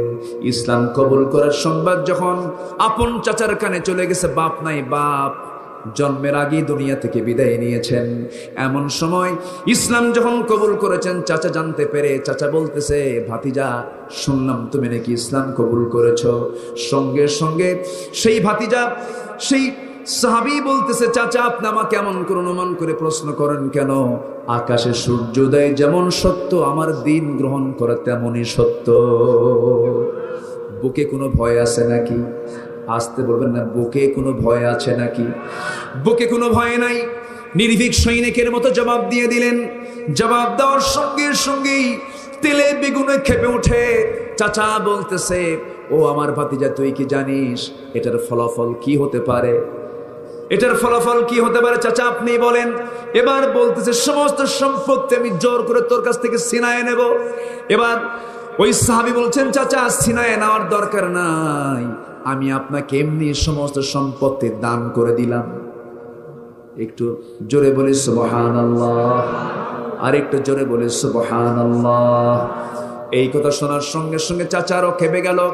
এবার বলতেছে, ভাতিজা শুধু সম্পত্তি নেব না, আরো কিছু নেব। চাচা আপনি যা চাবেন তাই দেব আমি। এবার বলছে, জামাটা খুলে দে। জামাটার বোতাম তিনি খুললেন, জামা খুলে দিলেন। এবার বলছে, তোর লুঙ্গিটা পর্যন্ত খুলে দে। লুঙ্গিটার তিনি গিটায় হাত দিলেন, কেঁদে ফেললেন। সতর ঢাকা তো ফরজ, এরপরে জোরপূর্বক তার দেহ থেকে লুঙ্গিটাও খুলে নেওয়া হলো। সম্পূর্ণ উলঙ্গ করে তাকে ঘর থেকে বের করে দেওয়া হলো শুধুমাত্র দিন গ্রহণ করার কারণে, ইসলাম গ্রহণ করার কারণে। ফাসাল্লি লিরাব্বিকা ওয়ানহার, নামাজ পড়ো, স্যাক্রিফাইস করো, কুরবানি দাও। আল্লাহু আকবার। আমার ভাইয়েরা, সে সাহাবী উলঙ্গ হয়ে কোন দিকে যাবেন আগে মার কাছে চলে গেলেন। মার দরজায় নক করে বলছেন, মা আমার দিকে তাকাইও না। আমার চাচা আমার শরীর থেকে লুঙ্গিটা পর্যন্ত খুলে নিয়ে আমাকে ঘর থেকে বের করে দিয়েছে। ও মা, তুমি আমাকে ছোট্ট একটা চাদর দিয়ে দাও যেন আমার সতরটা কোনো মতো ঢাকতে পারি। একটা চাদর দেওয়া হলো, সেই চাদরটা তিনি দিয়ে সতরটা ঢেকে নাভি থেকে হাঁটু পর্যন্ত ঢেকে কোনো মতো শীতকাল। বলছে, মা এই দুনিয়াতে কোনো দরবারে স্থান না হলেও আমার স্থান আমার নবীর দরবারে হবে। একটু আস্তে বলি সুবহানাল্লাহ, জোরে বলি সুবহানাল্লাহ। বুক ভরা আশা নিয়া, আমারও তো বুক ভরা, আপনারও বুক ভরা আশা, এটাই থাকা উচিত। কোনো দরবার না থাকলেও নবীর দরবার আছে না নাই? কোনো দরবার না থাকলেও আল্লাহর দরবার আছে না নাই? সবচেয়ে বড় দরবার কার দরবার? আসতে বলবেন না কার দরবার? আর সবচেয়ে প্রিয়জন মুহাম্মদ সাল্লাল্লাহু আলাইহি ওয়াসাল্লাম। আমার ভাইয়েরা, সেই সাহাবী করলেন কি, দৌড় মেরে মেরে চলে গেলেন। দৌড় মেরে মেরে চলে গিয়ে নবীর দরজায় তিনি গিয়ে করাঘাত করছেন, কড়া নাড়ছেন। দরজা খুলে গেল। নবীজি দেখলেন শীতকাল, মদিনায় 2 মাস, 1.5 থেকে 2 মাস শীতকাল থাকে, শীত থাকে। ওই শীতের ভিতরে প্রচন্ড তাই ওই সাহাবী থরথর করে কাঁপি। রাসূল বলছেন, ও যুবক তুমি কাঁপতেছো কেন? থামো, তোমার জন্য ব্যবস্থা করছি। কোনো প্রশ্ন না করে তিনি আগে ঘরের মধ্যে ঢুকলেন। 2টা জুব্বা নিজের পরনের বের করলেন। নবীর গায়ের 2টা জুব্বা হাতের মধ্যে নিয়ে বলছেন, ও মুহাম্মদ, ও যুবক তোমার কি হয়েছে বলো। কি ইয়া রাসূলুল্লাহ, আমি দিন গ্রহণ করেছি। আমার চাচা সম্পত্তি সহ সমস্ত কাপড় চোপড় আমার দেহ থেকে খুলে নিয়ে আমাকে বস্ত্রহীন করে বের করে দিয়েছে। রাসূল মুস্কি হাসি মেরে বলছেন, ও আমার সাহাবীরে, তোমার চাচা তোমাকে বস্ত্রহীন করেছে, আমি তোমাকে আমার জুব্বা দিয়ে দিলাম। আর কিছু লাগে? আর কিছু লাগে? নবীর গায়ের জুব্বা 2টা তিনি পেয়ে গেলেন। আমার নবীজি বলেন, সাহাবী তুমি কি খুশি হয়েছো নাকি? সাহাবী দারুণ আনন্দিত হয়ে বলছেন, ইয়া রাসূলুল্লাহ, আমার জীবনের শ্রেষ্ঠ একটা আজকে আনন্দের দিন। রাসূল বলছেন, তুমি কি কিছু চাও নাকি আল্লাহর কাছে? আমি তোমার জন্য, আমি আল্লাহর কাছে, তুমি যা চাইবে সেই প্রার্থনা আমি আল্লাহর কাছে করবো, আমি চেয়ে নেব। যেরকম সুবহানাল্লাহ, কি অফার চিন্তা করা যায়? তুমি যা চাইবে আমি আল্লাহর কাছে তাই চাইব। এই কথা বলার সঙ্গে সঙ্গে ওই সাহাবী বলছেন, ইয়া রাসূলুল্লাহ, আমার জীবনের চূড়ান্ত মুজাহাদা, চূড়ান্ত চাওয়া হলো আমি যেন শহীদ হই। কি হই? কি হই? কবরে প্রশ্ন হবে না কার? বলেন, কবরে প্রশ্ন হবে না কার? শহীদ। এই কথা শোনার সঙ্গে সঙ্গে রাসূল তার জন্য দোয়া করে দিচ্ছেন। রাসূল তার জন্য দোয়া করে দিচ্ছেন, আয় আল্লাহ তাআলা, আমার এই সাহাবী আব্দুল্লাহর দিন গ্রহণে দারুণ কষ্ট হয়েছে। আমার আব্দুল্লাহর রক্ত মাংস তুমি আল্লাহ কাফের বেঈমানদের জন্য হারাম করে দাও। উল্টা দেওয়া হয়ে গেল। আব্দুল্লাহ বলছেন, ইয়া রাসূলুল্লাহ, আমার মনের চাওয়া হলো আমি শহীদ হব, কিন্তু আপনি আমার দেহ রক্তকে কাফের বেঈমানদের জন্য হারাম করে দিলেন, আমি তার শহীদ হতে পারবো না। রাসূল মুস্কি হাসি মেরে বলেন, সাহাবী চিন্তা করো না, শাহাদাতের তামান্না তোমার হৃদয়ে যেহেতু তুমি গেঁথিয়ে নিয়েছো, অঙ্কন করে নিয়েছো, তোমার মৃত্যু যদি বিছানায় হয়ে থাকে, ওয়া ইম্মা তাআলা ফিরাশিহি বাল্লাহুল্লাহুল মানাজিল আলা শুহাদা, তোমার মৃত্যু যদি বিছানায় হয়ে থাকে আল্লাহ তোমাকে শহীদের বড় দরজা দিয়ে দিবেন। বিছানা মূল্য শহীদের দরজা আছে না নাই? আসতে বলবেন না আছে না নাই? একজন সাহাবী 250 যুদ্ধ করেছেন। কি করে কি? একজন সাহাবী 250 যুদ্ধ করেছেন। কত যুদ্ধ? 250 বেশি যুদ্ধ করেছেন। খালিদ বিন ওয়ালিদ রাদিয়াল্লাহু তাআলা আনহু 250 যুদ্ধ করেছেন। প্রত্যেকটা যুদ্ধে তিনি পরাজিত না বিজয়ী? পরাজিত না বিজয়ী? প্রত্যেকটা যুদ্ধে তিনি বিজয়ী হয়েছিলেন।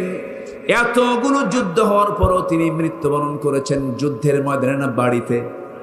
নিজের বিছানায় যখন মারা যাচ্ছেন, হযরত ওমর ফারুকের সময় তিনি যখন ইন্তেকাল করবেন, এমন সময় বলা হলো, খালিদ বিন ওয়ালিদ বলছেন, আহারে আমার পোড়া কপাল, এত যুদ্ধ করতে গেলাম শহীদ হতে পারলাম না, আজকে বিছানায় মারা যাচ্ছি।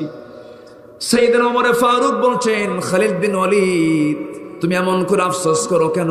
তুমি কি সে হাদিসের কথা ভুলে গেছো? তোমার মৃত্যু যদি বিছানা হয়ে থাকে, তুমি আল্লাহ পাক তোমাকে শহীদের দরজা দিয়ে দিয়েছেন। একটু জোরে বলি সুবহানাল্লাহ, আরো জোরে বলি সুবহানাল্লাহ। ওই সাহাবী ইসলাম কবুল করার পরে নতুন কোরআন পেলেন, কোরআন তেলাওয়াত করতেছিলেন। সাহাবীদের মাঝে যখন তিনি কোরআন তেলাওয়াত করতেন, আস্তে করে পড়তেন না, সব সাহাবী পড়তেন আস্তে আস্তে। এই সাহাবী পড়তেন চিল্লায়া চিল্লায়া, চিল্লায়া চিল্লায়া পড়লে পরে তো একটু ডিস্টার্ব হয়। সাহাবায়ে কেরাম সব এক জায়গায় হয়ে রাসূলের কাছে গিয়ে বলছে, ইয়া রাসূলুল্লাহ, এই যুবকটা কয়েকদিন আগে আসছে, ইসলাম কবুল করে আমাদের মাঝে এসে কোরআন তেলাওয়াতটা জোরে জোরে করে, আমাদের ডিস্টার্ব হয়। আব্দুল্লাহকে একটু বলে দিন হে রাসূল, সে যেন আস্তে আস্তে কোরআন তেলাওয়াত করে। আমার নবীজি বলছেন, সাহাবীরা রে, আমার আব্দুল্লাহর ব্যাপারে তোমরা আমাকে দোষ ধরতে যেও না, তার দোষটা ধরতে যেও না। আমার আব্দুল্লাহর দিন গ্রহণ আর তোমাদের দিন গ্রহণের মাঝে দারুণ ফারাক রয়েছে। আব্দুল্লাহ দিন গ্রহণ করতে গিয়া বাড়ি ছেড়েছে, আমার আব্দুল্লাহ দিন গ্রহণ করতে গিয়ে সম্পত্তি ছেড়েছে, লুঙ্গি ছেড়েছে, কাপড় ছেড়ে দিয়েছে। আমার আব্দুল্লাহ যখন কোরআন তেলাওয়াত করে আবেগে আপ্লুত হয়ে জোরে জোরে পড়ে, তোমরা তাকে বাধা দিও না, কারণ আব্দুল্লাহর কোরআন তেলাওয়াত আকাশ পর্যন্ত, আরশ পর্যন্ত পৌঁছে গেছে। একটু জোরে বলি সুবহানাল্লাহ, আরো জোরে বলি সুবহানাল্লাহ। আমার ভাইয়েরা, মদিনায় সাহাবী অবস্থান করলেন, কোন একটা যুদ্ধের ডাক চলে এলো। ওই আব্দুল্লাহ যুদ্ধে অংশগ্রহণ করলেন। যুদ্ধ হতে ফেরার পথে সে আব্দুল্লাহ হঠাৎ করে অসুস্থ হয়ে পড়লেন। আমার নবীজি বলছেন, সাহাবীরা, আমার কোন সাহাবী অসুস্থ হয়েছে বলো? বলা হলো, হুজুর আব্দুল্লাহ অসুস্থ হয়ে পড়েছে। রাসূল বলেন, সাহাবীরা রে, দেখো তো চিকিৎসা করো, সুস্থ হয় কিনা। চিকিৎসা করা হলো, কিন্তু সুস্থতা আসলো না, অবনতি হতে লাগলো। এক পর্যায়ে আব্দুল্লাহ সুলবাসাদাইন দুনিয়া থেকে বিদায় নিলেন। বিদায় নেওয়ার সঙ্গে সঙ্গে নবীর কাছে সংবাদ চলে গেল।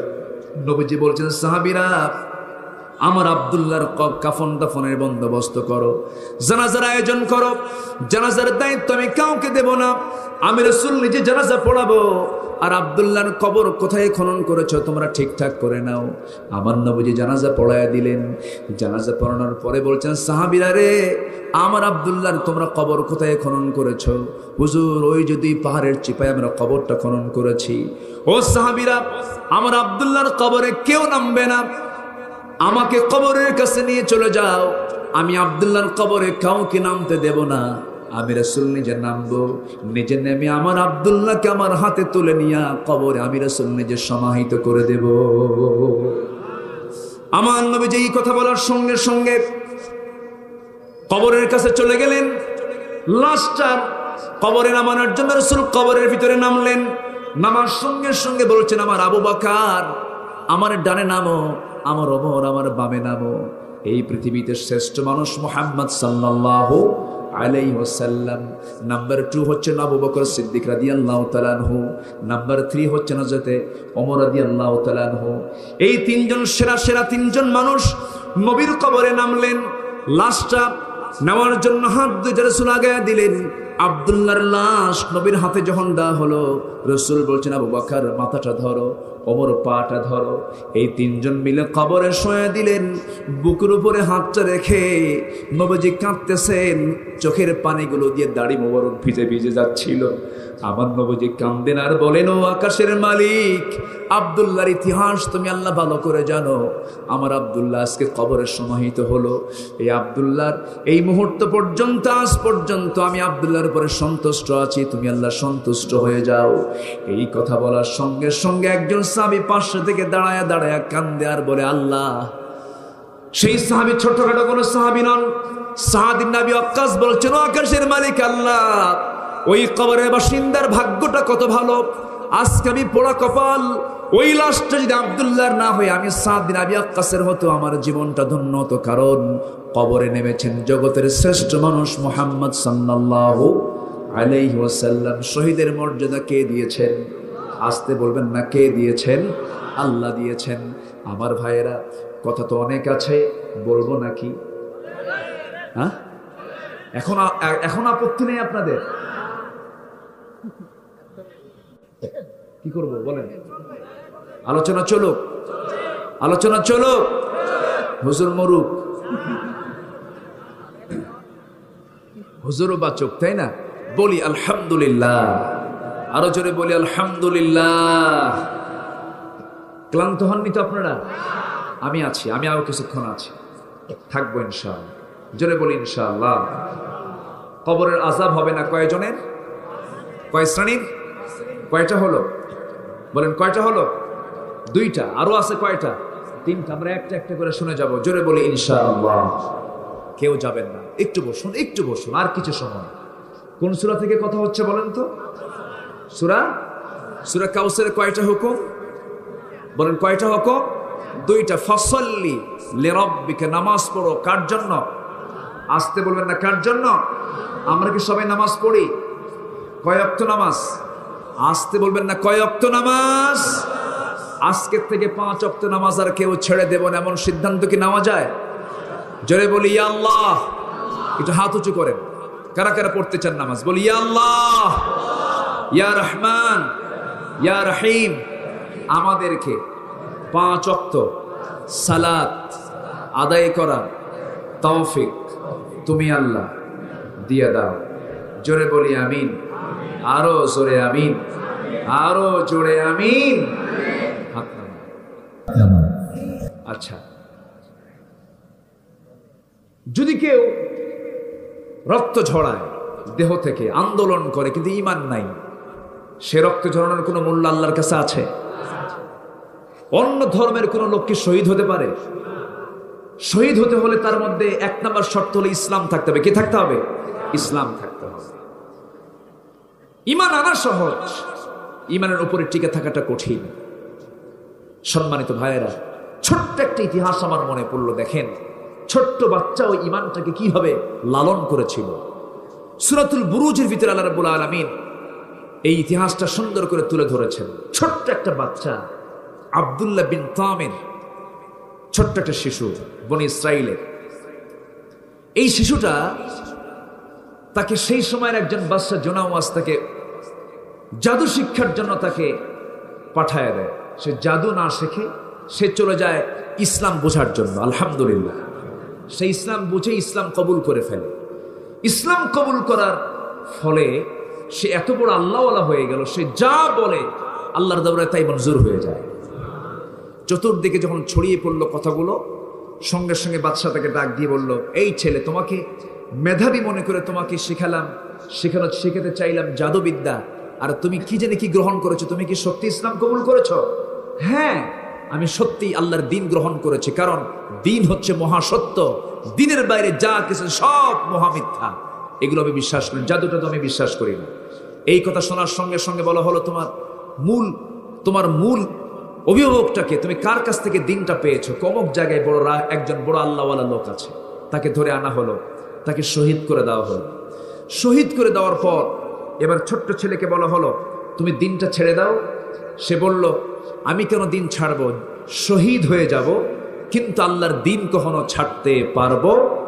বয়স মাত্র 8 থেকে 9 বছর। 8 থেকে 9 বছর। এই ছোট্ট বাচ্চাটা ওয়ানহার ফাসাল্লি লিরাব্বিকা ওয়ানহার, কুরবানি কাকে বলে, নিজের জীবনকে উৎসর্গ করার জন্য প্রস্তুতি নিতে লাগলো। এক পর্যায়ে বাদশা তাকে বলে ফেললো, তোমাকে আমি হত্যা করব, তোমাকে আমি মেরে ফেলবো। এবার বলছে বাদশা, তুমি আমাকে মারতে পারবে না যদি আল্লাহ আমাকে না মারেন। এটা আসতে বলেন সুবহানাল্লাহ। এই বিশ্বাস থাকার দরকার আছে না নাই?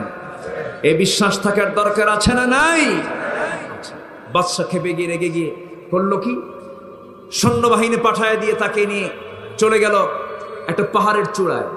পাহাড়ের চূড়া থেকে তাকে নিক্ষেপ করা হবে। সকল সৈনিকরা তাকে নিয়ে পাহাড়ের চূড়ায় উঠলো। ঠিক প্রচন্ড একটা ভূমিকম্পের মধ্য দিয়ে সব সৈনিক মারা গেল। আর বাতাসকে আল্লাহ পাক হুকুম করলেন, সে বাতাসে উড়ে এসে বাদশার সামনে আবার হাজির হয়ে গেল। একটু আসতে বলি সুবহানাল্লাহ। বাদশা বলে, আব্দুল্লাহ, তোমাকে এই জায়গায় কে আনলো? যিনি আমাকে জন্ম দিয়েছেন, যিনি আমাকে মৃত্যু দিবেন, সে আল্লাহ আমাকে তোমার সামনে হাজির করলো। এবার খেপে গিয়ে রেগে গিয়ে আবার সৈনিক কিছু ধরে নিয়ে তাকে নিয়ে চলে গেল সমুদ্রের মাঝখানে। সমুদ্রের মাঝখানে যখন নৌযানে যখন নিয়ে যেয়ে যখন তাকে নিক্ষেপ করা হবে, প্রচন্ড ঝড় উঠল। সেই ঝড় সাইক্লোনে, প্রচন্ড জলোচ্ছ্বাসে সমস্ত সৈনিকরা নৌকা ডুবিতে মারা গেল। আর আব্দুল্লাহ বিন তমেরকে আল্লাহ রাব্বুল আলামিন বাঁচিয়ে সমুদ্রের একটা উত্তাল ঢেউ তাকে নদীর পাড়ে, সমুদ্রের পাড়ে আল্লাহ পাক পৌঁছায় দিলেন। শিশু গিয়ে হাজির হলো আবার রাজ দরবারে। বাদশা জুনাওয়াজ বলতেছে, এবার তুমি রেহাই পেলে কেমনে? যে আল্লাহ আমাকে পাহাড় থেকে বাঁচিয়েছেন, সে আল্লাহ আমাকে সমুদ্র থেকে বাঁচালেন। এবার বাদশা হতভম্ব হয়ে বলছে, তাহলে তোমাকে আমি কেমন করে দুনিয়া থেকে বিদায় করব বলো?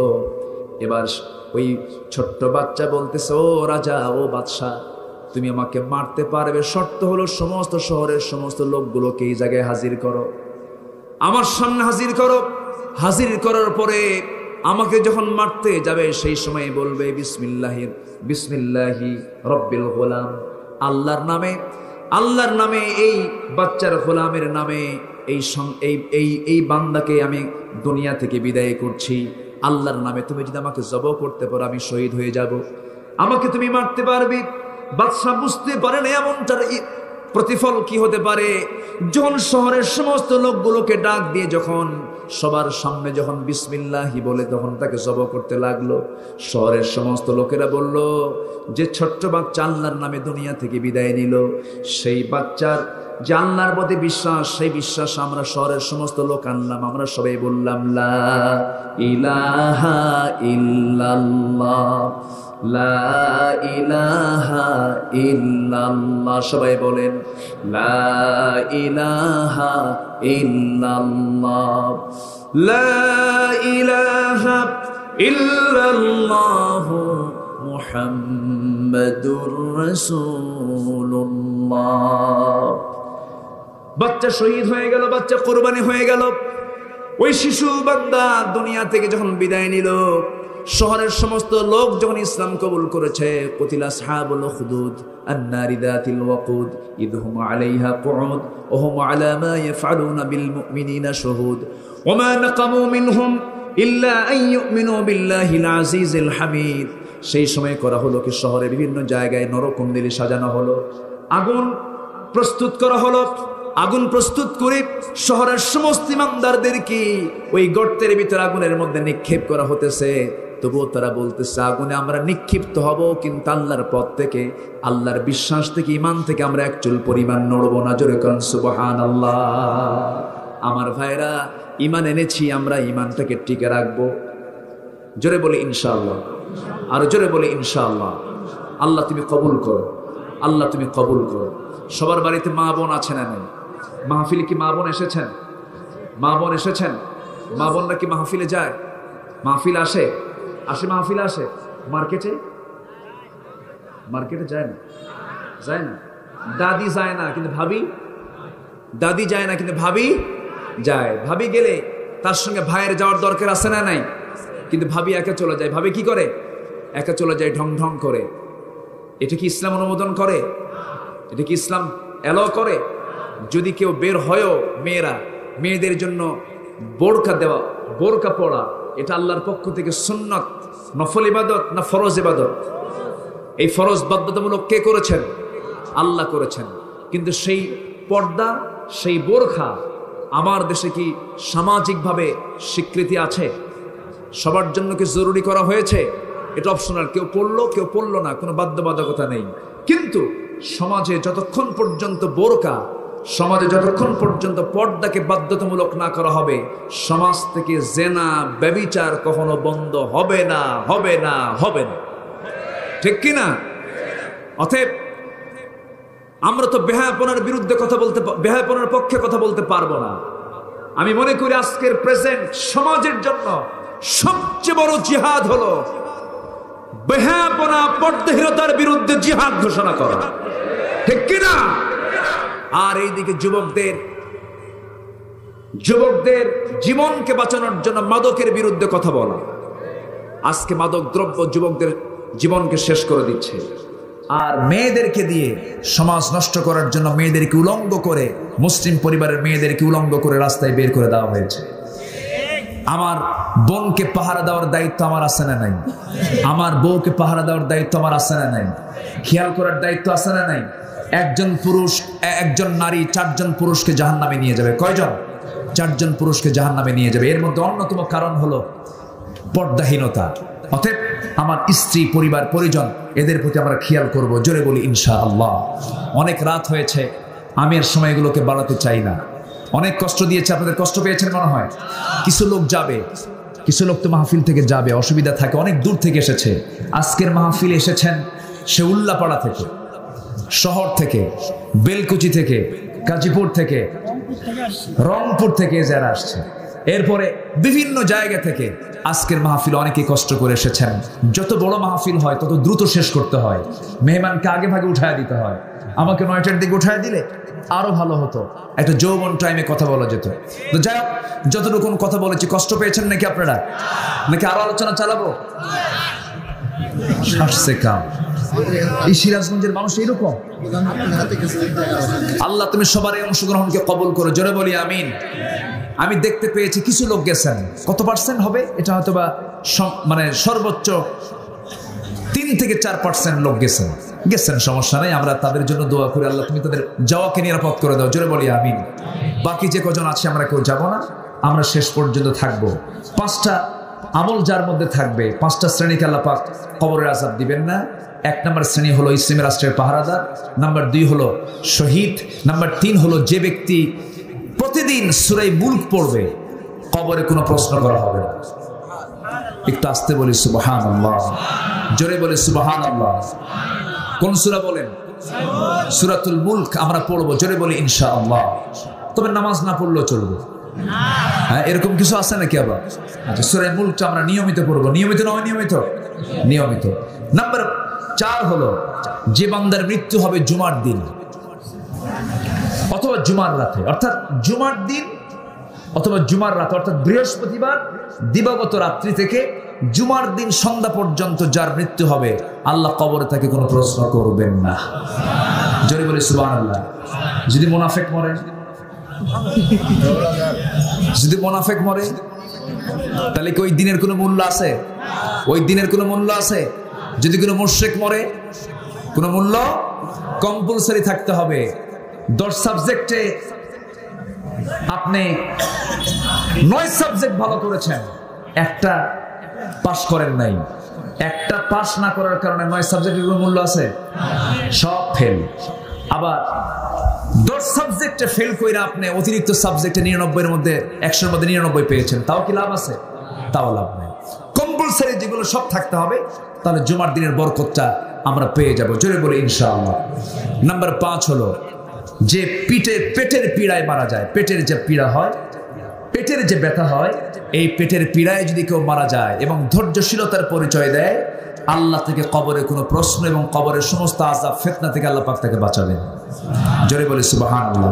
এছাড়া অন্যান্য হাদিসে এসেছে, যদি কোনো বান্দা রোড অ্যাক্সিডেন্টে মারা যায়, আগুনে পুড়ে মারা যায়, তারপরে পানিতে পড়ে মারা যায়, আল্লাহ পাক এই সমস্ত বান্দাদেরকেও শহীদের দরজা দিয়ে দেবেন। জোরে বলে সুবহানাল্লাহ। অনেক কথা ছিল, এক রাত একটু একটু করে বললাম, কষ্ট দিলাম মনে হয় আপনাদের, নাকি? কষ্ট পেয়ে যাননি তো? আল্লাহ তুমি সবাইকে বোঝার তৌফিক